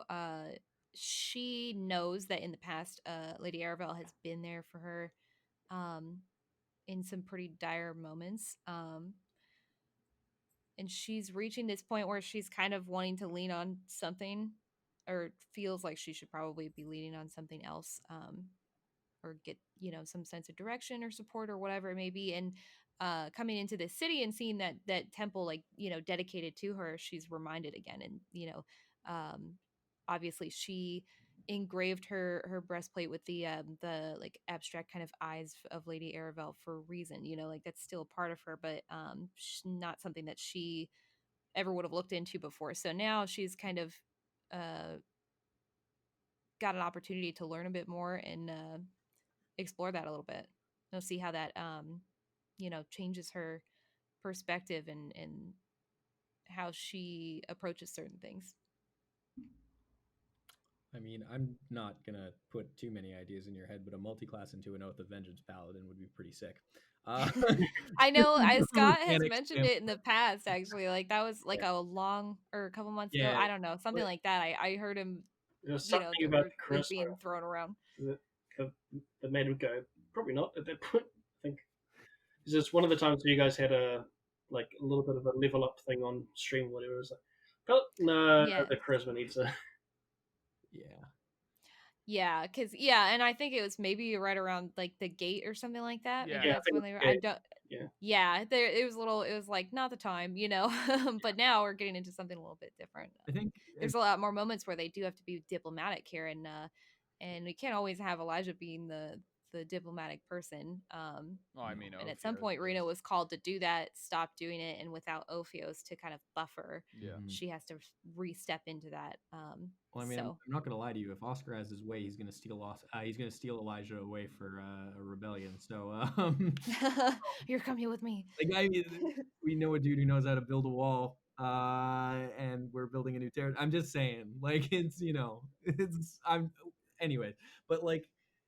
It makes sense from a like character development standpoint as you kind of build towards knowing this deity more. You can kind of make that decision with a little bit more information. I think early on it where you were at, and like you and I talked about this offline a while back, but it didn't make sense at the time. And I, Yeah. with where Rena was at in her mental state, it didn't make sense at the time. Yeah, and she's very much looking for direction Yeah. right now because of everything that's going on. So this is a good. I don't want to say good direction because I don't know, but like it's an interesting one for sure. It's a new option, I should say. Yeah.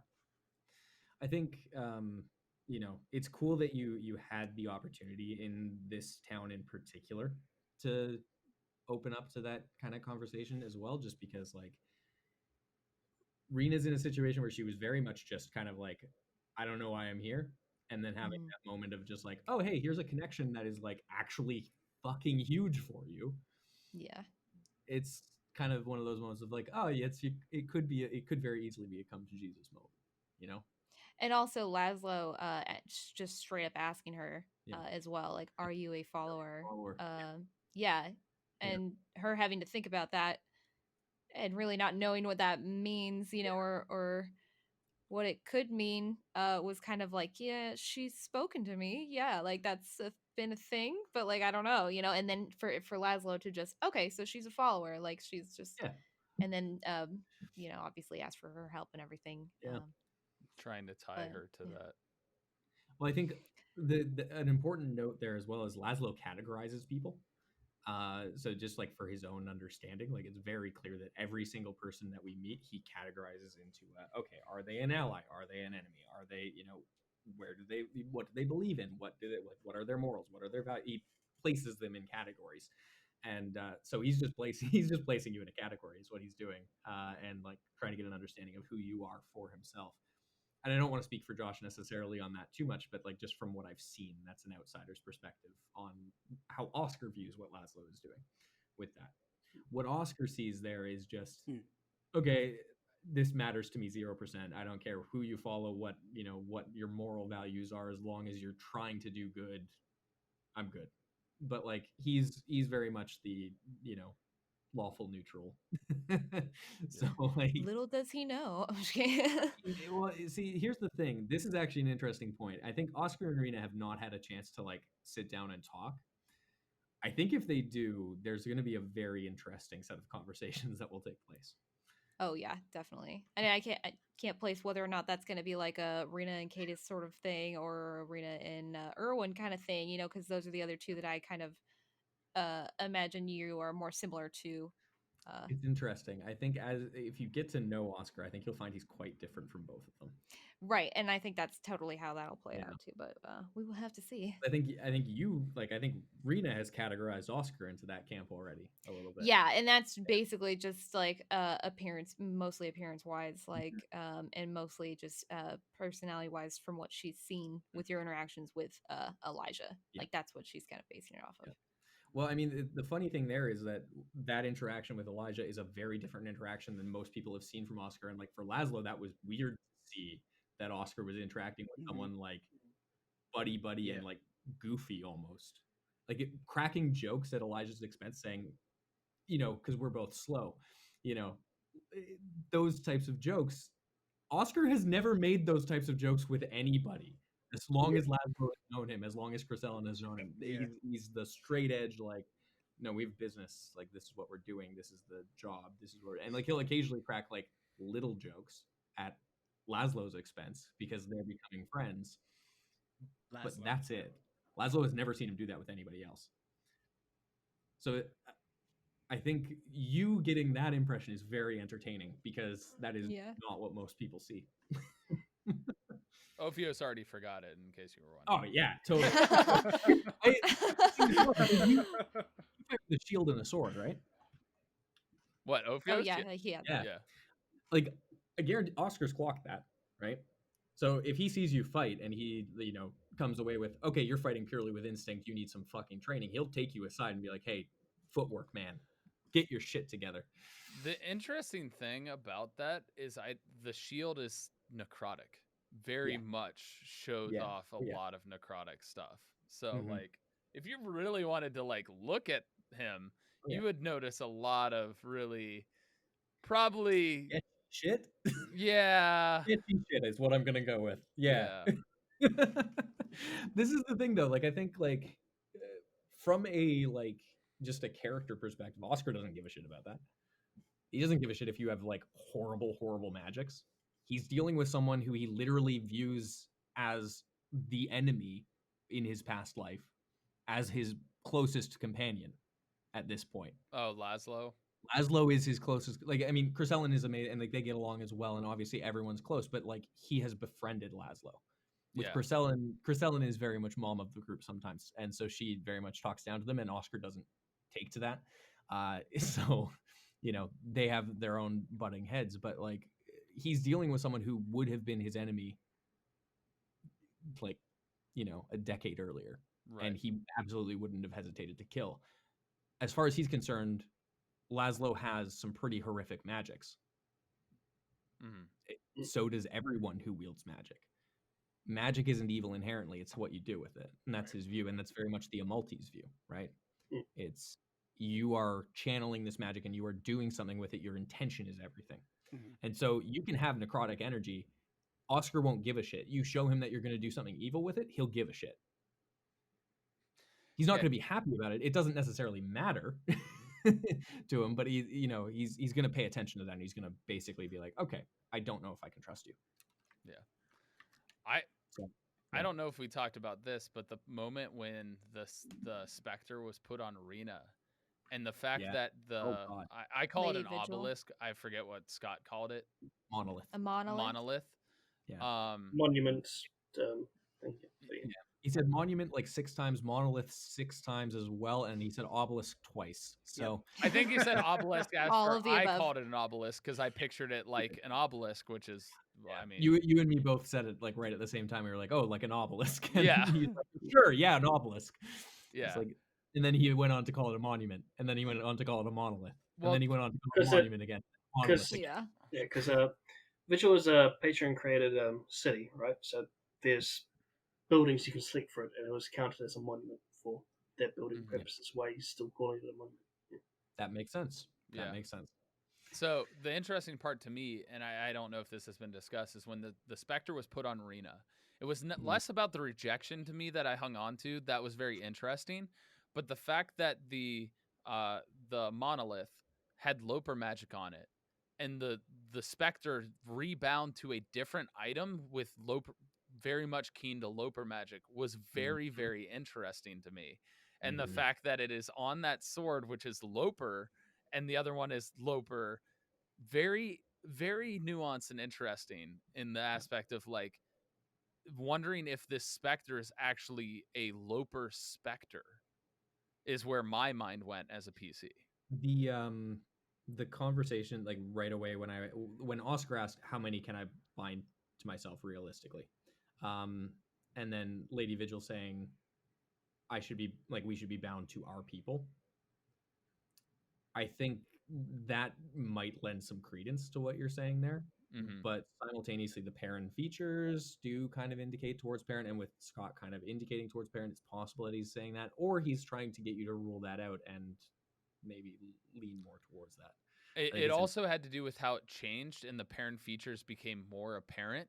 Is also a signal of Loper, how Lopers, when they lose their magics, it's like more distinguished features. And that's when that change was happening. I'm like, I think not necessarily the people are all Lopers, but I think in particular this person was / is. Yeah. I mean, we had the record of her in the library, the town records of people. We could have dug more into that, in theory. It's possible that we will. There was a reason me as a PC thought of that because we were all talking about magical stuff, and I'm like, oh, this would be something that I think actually is useful. And Scott perked up the instant I said that. So 100%. And I think there was also the topics that he had to shoot down from Missy first. Yeah. I mean, Oscar obviously just went and grabbed a book on etiquette because he's like still pushing that I need to be more diplomatic. But like, as soon as we start talking about like people in the town, oh, that's more interesting. All right, what are we doing here? What's going on? What are we talking about? Okay, all right, okay. I see what you're doing. Okay, I'm picking up what you're putting down. You're suspicious.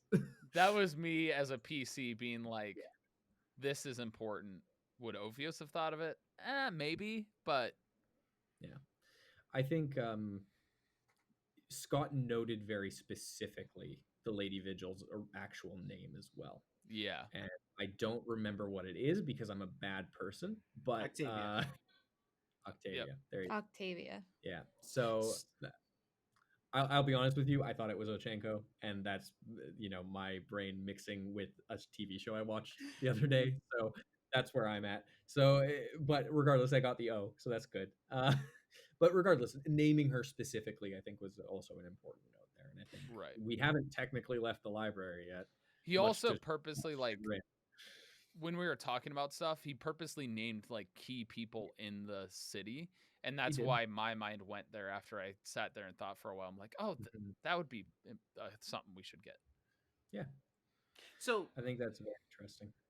Before the actual rejection, I thought that maybe the Lady Vigil would take Tarina, and then her, kind of how like Vance was, like always nudging Rena into a more lawful or seeking a new way to look at stuff. I thought that may be what would have been happening if she actually took to Rena. To maybe even push Rena down a more paladin route, because for Scott, he's not worried about like the good, evil, and neutral alignment for paladins. It's more just lawful. As long as you're lawful, then you can be a paladin in his world, or as what he said before. So I thought that maybe the union would actually take, and that would be kind of how Rena would actually have this other person to talk to and come up with ideas from, or be like, hey, don't do that. I was kind of expecting that to happen. And I was like, wow, this seems like a really big decision. Mhm. But it seems like it's going to be helpful, and she had no reason not to believe Laszlo. So she was like, you know what, if it's going to make me stronger, like, why not? Any excuse to get stronger is a good one. So I was also a little surprised that it didn't quite work. But as he explained it, the reasons that Lady Vigil, like why she fights and what her purpose is, or what um was to her people and to like her city and all of that, whereas Rena is more selfish, I should say. Like she serves her own purposes, and it's very much against what Lady Vigil is about. So I definitely see why there was the disconnect there. And Rena's just not at a place to connect with someone like that yet, if that's what's going to happen. I also think, from a general standpoint, he had an idea of who that should be bound to, and he essentially was like, it makes sense for this person, and he didn't want to push anything on Rena. Yeah. So it was one of those things that to him it was just like, it doesn't take, because it made sense first and foremost, but also it was just like, how would that change Rena's character, and would Rena be okay with that? And it wasn't some discussion that they necessarily could have had in that moment. Right. So it was just one of those things that it was like, okay, yeah. And I think he had a clear person in mind that I won't name, that I think we all know, of who that binding is going to go to. Yeah. So, huge thing this episode is that Vigil gets clear, and the finally, it's been how many months? It's all right. We clean up after Kingmaker. Don't worry about it. I was gonna bring that up actually. Yeah, they clean up Look, apparently we're getting into that business now as well. So you can call, I guess. Call us the cleanup crew. Yeah. Hey, like realistically, like if we weren't doing a full political campaign, we would do really well as Ghostbusters. Let's be honest. The Throne Keeper crew is built to be Ghostbusters. Like legitimately. Like Oscar's literally built to deal with magical creatures. Laszlo is a magical researcher. Priscilla is the I'm gonna broker all of our contracts. Like we got that covered. She's the PR person. She's the person that goes out and deals with all the the building blow up. No, it's okay. And then if we bring in Regicide for just the infinite crossover that apparently is happening here. Yeah. We've got Opios, who understands the Loper aspects of magic stuff. We got that covered. That's great. We've got Rena, who just apparently fights undead for a living. That pretty much is a qualification in and of itself. Both Jonas and Elijah It's have honest work. It's honest work, and It's Elijah honest is work. like a fucked up ice mage who's been tortured into being way more powerful than he should ever be. You don't.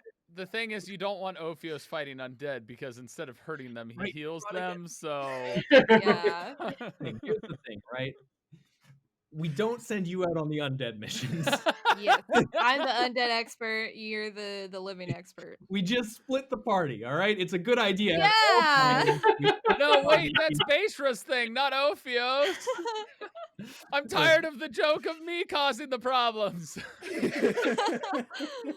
But honestly, the interesting thing about the two crews is genuinely you could split us up into a ghost hunting party and then an other magical creature hunting party fairly easily. These characters have surprisingly worked quite well together, despite the fact that going in, I think none of us really knew how that was going to work, and it's part of the reason why building that connection between Oscar and Elijah was important early on. For that, so there was a connection that we could build off of if it was necessary. But Doxy obviously did an amazing job with Rena early on, and building that groundwork became a lot easier because of the familiarity and the comfort that was provided. So it ended up being okay, and now these characters' personalities can mesh, and with Ophios in his current state, made it a lot easier. It made it a lot easier as well. But the thing is, I think at their base, these characters do have a lot of things in common, and I think that they could work together very easily. Though on the other ends of the spectrum and how they deal with things a lot of the time, I think their moral intentions are often the same. Except for maybe Ophios, old Ophios. It's a matter of perspective, okay? It is a matter of perspective. But from the perspective of a Malta, some of the things that Ophios has done in the past are not great. What? He Look, killed, I know. Listen. Murder. One killed a barbecue and suddenly commander. everybody hates you. He's just a soft, cuddly baby snake. He's the baby Yoda now. Right now. Why have I never put it on before? I can't take credit. Somebody else said that. That's amazing. I saw it in chat and I was like, barbecue? Yeah, one little barbecue. God. And, one barbecue and everyone hates you, man. Yeah, one little But barbecue. it wasn't. See, the real thing though is the only people that know it was Ophios is that lady that speaks with the dead. Technically, it was the commander that did that. And Solange, yeah, she wouldn't regret it. Yeah. Okay, all right, but Solange anyways, also the other person knows better, yeah. My point remains. Everybody kind of can get along. We work well together. It's nice to see, because when you go into a crossover, there's always a little bit of a worry about that. Will these characters just end up having a fucking battle royale? It's possible. I mean, Bridgeside's had a couple of those at the start. Yeah, in our own campaign, no crossover necessary. You guys we all just fought each other. I mean, Ophios. Honestly, he remembers that and that being an important thing. But honestly, he doesn't do that because he's he has Rena to trust, so he doesn't necessarily need to build some with other people. Trust with anyone. Yeah, I was a little worried that if he hadn't remembered Rena, was she gonna have to fight him again? The thing is he doesn't remember Rena. He just has this instinctual feeling of trust and faith and like connection. And it's if he wants to get his ass kicked again, I mean, that's not fair. He was kind of fluffed up when that happened. Hold on, we taking that 100 on Ophios, 100 on Rena. I mean, the odds. Let's pull up Battle Royale right now. Let's get into it. Oh yeah. All right, so I think just because the last one went in Rena's favor, I think she probably has a 10-1 odds. Just based on how betting would work here. So, I mean, if you're listening, feel free to place bets based on that. I'm putting my money on Rena, dude. She took down 3 out of 4 trolls by no herself. offense, Tyler. Yeah, I mean, right I'm sorry. now. Listen, 10-1 odds. Listen, I'll put 100 on me because that's $1,000 if I do win, and I only lose 100 if I lose. So. Scott, you should run with daddies, if you're listening, run odds bet here for I'm conveniently staying out of betting, thank you. Elfios versus Rena. Ophios versus Rena. The Honestly, fight of the season. the craziest thing about this is initiative is so key in this. It is. If Mhm, Ophios yeah. wins initiative, he has an advantage. If That's Rena true. wins initiative, Rena's probably gonna win. Yeah. I mean, that's very much how I feel with Oscar as well. If Oscar wins an initiative, fights are over very quickly. If There's he doesn't, also then he has to range kill off. wise, Ophios can do stuff from range, and Rena Oh yeah. isn't really built for that. She can with her bow, but I mean, Not mean- that well. she has a teleporter cape now, so. and That's true. Ophios. True. I mean, right Yeah, now, Got up close Team to on you. honestly, rotation, so real quick, baby Ophios who doesn't have all his memories, Rena wins. It's a land. Yeah. Yeah. No, Yeah. So we need to address this when Ophios gets back. to yeah. full When he's back Yeah, to we can his see it. full self, yeah. fight. This is the when Ophios Gotta make it back to fair. full strength. Yeah. But Yeah. you know, if Oscar spends enough time with Rena, who knows? Maybe he'll start to teach you on how to resist magic some better, and then Oh. the odds might swing more in your favor. well, if there was one where I'd put bid on, it would be between Grishka and Ophius. Because those two both got freaking crazy ACs. Both of them got magical abilities. Both of them be able to fight. So it'd be an interesting one. So the funniest thing is how Chris Ellen is a diplomat and Ophios is kind of also extremely charismatic person. Mhm. But they clash so much, and like she's so against violence, and Ophios is about intimidation and that sort of stuff.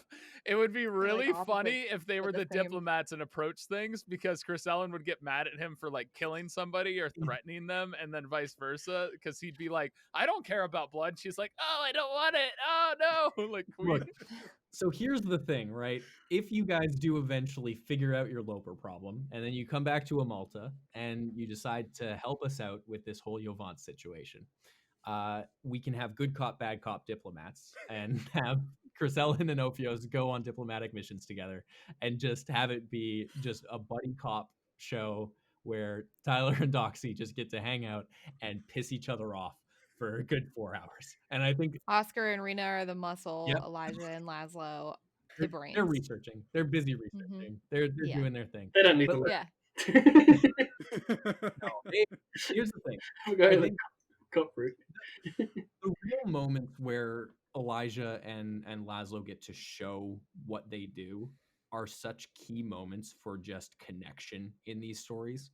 As much as, you know, we joke that like Laszlo and I don't talk for the majority of the show or whatever, right? Like we make jokes like that all the time where like we literally will set up our green screens, put on the carriage and sit there with cards, and we will actually, this is a little known fact, we will actually play cards while that's happening. Like we actually play some cards while that's happening.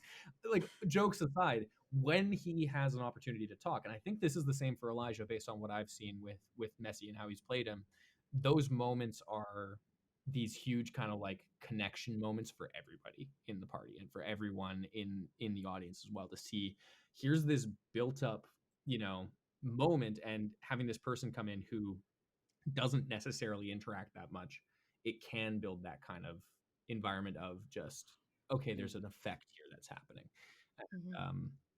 I think, you know, sometimes Messi cuts that too much with his jokes, but you know, and Josh maybe too sometimes, but you know, I think they both right, and like I love seeing them both role play, and I want to see them role play more, just because I love Definitely. seeing them both do that, and I love seeing when they connect with their characters, just how deep that connection can be.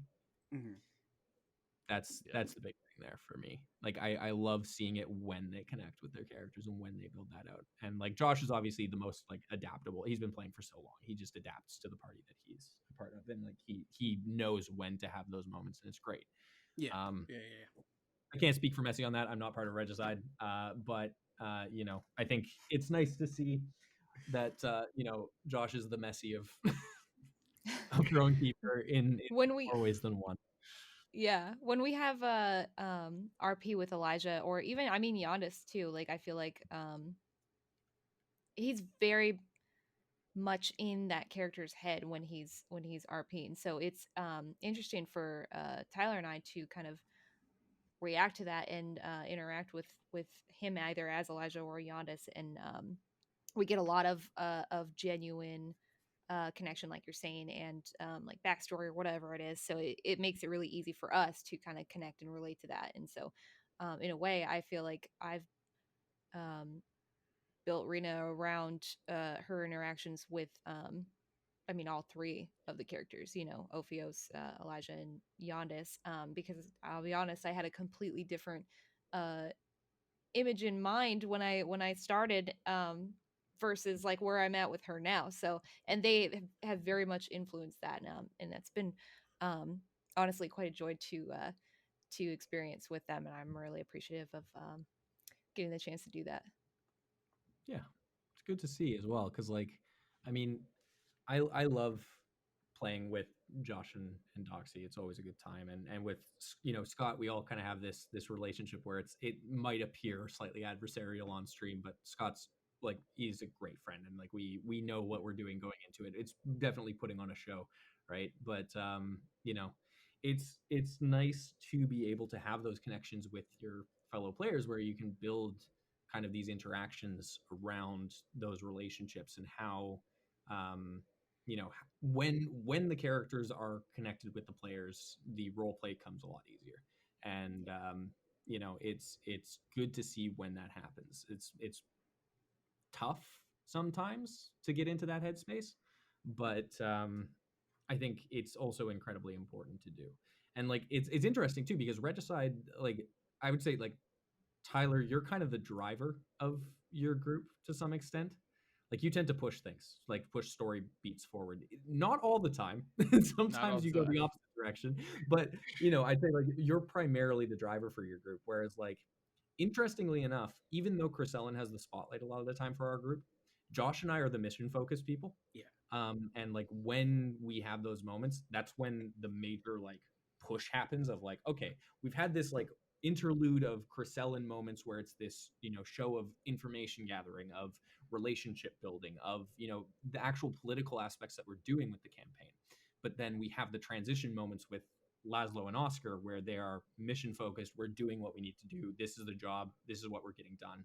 This is how we move the story forward.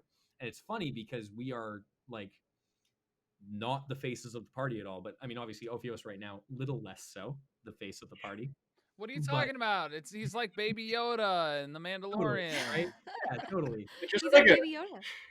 But normally, Ophios is the face of the party and the driver, right? And so that kind of it's a different relationship, and seeing you guys interact in that different way compared to how we interact, it's always interesting in a crossover how those groups will kind of come together and interact.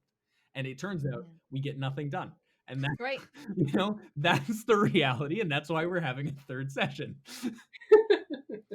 Essentially, yes. And that's why your podcasts are always going to be like so much extra long, because it's like, oh yeah, I forgot I wanted to talk about X, Y, and Z, but didn't do it because we were joking around. I mean, I don't mind it at all. It's just like, it's a little bit more editing, but it's fine. I don't really care. Sorry. Yeah. Well, I mean, we appreciate you both. Yeah. We appreciate you guys coming on the show. So anytime you like want to bring more, or you want to group up and come just talk on the show again, that's fine with us. I'm having Next time it's gonna be like 5 extra people. We'll just We'll keep going. We'll just we'll keep just going bring- until we get the rest of them. We'll just bring the entire Throne Aside. Bring crew, everyone. and Mhm. we'll just all show up, including Scott, and just have a good old conversation. Just I like was we gonna did. say I was gonna say we take a screenshot and send it to Scott and say, "See what you missed, Scott." Hey, that works too. But I mean, I think the likelihood of that getting us all together would be a little bit tough. But if you manage to do it, what you will have is what happened at the start of You'll the have first. chaos. You'll have It'll chaos. be chaos. You'll have an hour of us just shooting the shit, making jokes. Messy and Josh that'll- playing with their cameras on Zoom, even though we're not 100%. using it. and it'll be a great time, and we'll all have fun. And it's always a joy to hang out with everybody. So I know as far as I'm concerned, like I'd be happy to come on again. When Hey man, I would love you to come on again. Yeah. happy to. I think I haven't given a lot of insight into Oscar, kind of purposefully, for a long time, and I'm happy to give a little bit more, because he kind of came in at a very high rank and like has clearly done some shit, and people have no idea what. And I Yep. think that that's kind of fun. So, happy to give And more you've cleared insight. up some misconceptions about Oscar. I keep forgetting. I honestly Yeah. forgot he was on the wall, dude. I was like, Oh yeah, no, I mean So just to give you a little bit of his rotation was training first in Heplon, being brought in and doing all of the basic training stuff.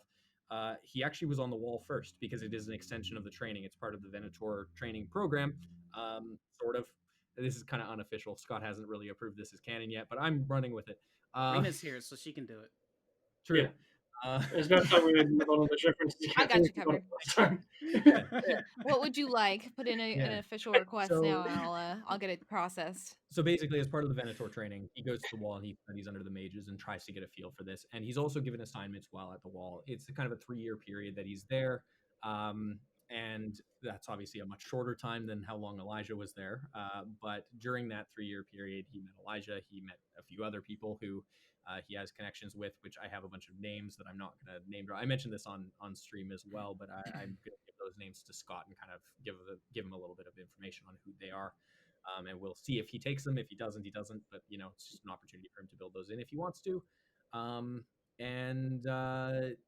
We then after that he got reassigned after the incident with Elijah out west, and he went to the western border where they were having some magical beast problems at the time, and he kind of made a name for himself hunting some magical beasts, and did so well that they gave him a promotion to the north, where he hated every second of it. And he was there for a few years before getting reassigned into the Throne Keeper situation. So that's kind of the rotation for Oscar. But so it's Elijah's fault again. Okay. No, this is the thing. I feel like it's a lot of things are Elijah's fault. This is not. This is something that it was Oscar's plan for the birthday party. Oscar got them into the situation, and then a wild horse really caused some problems. And they ended up falling off of a cliff on a sled, and it's a long story, but basically at the end of it all, Oscar completed a contract, and Elijah was really run down, and Oscar didn't have any contact with Elijah after that because they blocked him on contact anytime he sent letters. So he thought Elijah had died, and he thought it was his fault. And that's part of the reason why Oscar is as by the book as he is because he thought he got a friend killed. So there you It'll go. be cool to hear more, like if you're on the podcast again, like more insight and see what happens, but with their relationship and everything. But, I really want to have more of a chance to RP with Messi, and so I hope he's available for Thursday. I know he said it was a bit of an iffy thing, but I really want a chance for him and Oscar to sit down and kind of like flesh out some of that relationship, and make more jokes about his knees. I think that's important. well, yeah. Sorry, you were going to say something, Rena? I was just going to say thanks again for having us all on, and it was great to do the crossover as well. Yeah. Sure. Rena keeps thanking us, and I'm like, she's doing. You guys, this is a lot of work. It's your guys' as much work show. as we put in. It's just, we're guests. It's like if you cool, come over to your house, you say thank for hosting us. That's essentially what we're doing.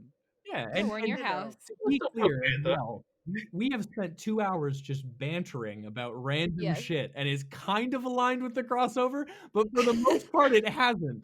And this is going to be one of our best episodes. So, well, all right. Well, we're happy to oblige. Anytime you need chaos, I think this is just call us. The crew for it. To be honest with you, Tyler and I can talk for hours. Rena and I can talk for hours. Tyler and Rena can talk for hours. A lot. All of us. You saw my or you listened to my podcast last week. It was like 2 hours or something like that, right? I was all like, yeah, here's all this extra stuff you guys didn't ask for. What's really interesting too. Yeah. Well, what's really interesting too is like Rena and I will have these like text conversations on Discord after the episode for like late until the night, just like talking about typing up about RP or thoughts, how your character's feeling. Yeah. So it's like you just gave us a forum to just actually just like, hey, we're here. Let's just talk. Let's just talk about it. Yeah. Anytime, any excuse for more info on what the world of Aurorum, I guess, is awesome because like I really enjoy it. I also like being able to explain like what's happening inside my brain and what I think is happening inside my character's brain. Yeah. And of course, anyone else listening that watches the shows and wants to hop on, which is that either me or Vince know, we'll happy to try and make a spot for you. And Hey, whenever you guys want, just shoot us a message and we will try to accommodate you. So thank you very much thank you guys very much for being on. Of course, thank you to all the rest of the players for being, hopping on whenever you can. So we understand that in real life is a problem, especially. I mean, let's be fair now. My time zone is not exactly the easiest to work with. Also fair, yeah. So, thank you to Scott, especially last night. He's doing a lot. Thanking him for the Patreon also, because he's trying to do a lot for Patreon. Scott in particular, he does a lot. He does a lot for everyone, and you know what? I do want to say, Scott, especially, thank you for putting up with my bullshit. I appreciate you for that, because I put you through a fuck ton of it. I'm not going to talk about how much bullshit I put up, or I make him put up with, because he throws it right back at me, even on campaigns I'm not involved in. I feel like I'm bad about throwing it back in my face, and I think that's because I'm really nice to him. Apart from that, I'm really nice to him. That's the secret there. That's the secret right there. I tell you. The secret, though, as well, is that I'm Canadian, and so he thinks that I am a lot nicer than I am. I kind of get that a little bit with the Kiwi side as well, but it happens, right? But like, I'm from Vancouver. I'm from one of the meanest cities in Vancouver, so like the most judgy for sure. Like, so I don't know. Anyways, Scott, my point is, feel free to throw that shit back in my face sometimes. It's okay. I don't mind. I don't want to boost his head up, but he deals with chat and Discord a lot, and we really appreciate him for that. But we give him a lot of shit. So it's a very rough love relationship with Scott. But he gives it back. Yeah. So so just thank you for you guys taking the time out to come on the show. We really appreciate that. And I'm not gonna hold you, but if any of you guys want to shout out some merch to the small community who already knows all your merch, please do so. Buy Tyler's merch. Yeah, buy TylerShine.com. Just like throw it right into me, right? Hey, Tyler, talk about your merch, Tyler, don't you have some merch that you should be talking about right now? Yeah, I have some merch that should be selling. Why haven't you bought it? I really should at some point here. I haven't yet. I'm sorry, Tyler. I should buy your stuff. TylerShine.com, TYLERSCHEID.com. Go there, check it out. We got beanies, we got masks, we got pins, we got stickers, and we got a t-shirt. For gosh sake, wear it. All. Hurry on up. Protect yourself from the aliens. Get there, light up, damn world. Damn aliens going to come get you. I know it's going to take a lot more months than everyone else if I did. Don't worry, you'll get it. It'll be shipped on the 5th week of November, like Scott likes to throw it in your face. There's only 4 weeks in a month. What's that 5th week of November?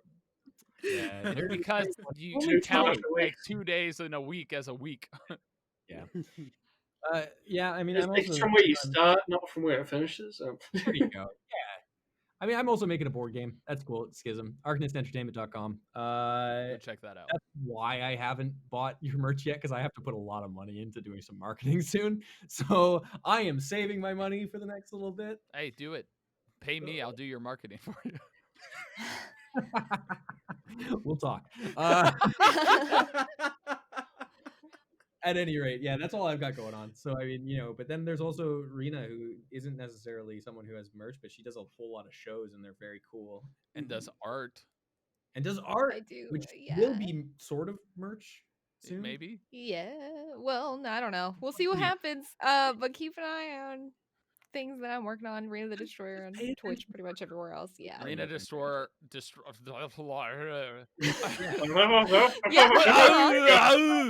Follow Rena Destroyer on Twitter. Do it now.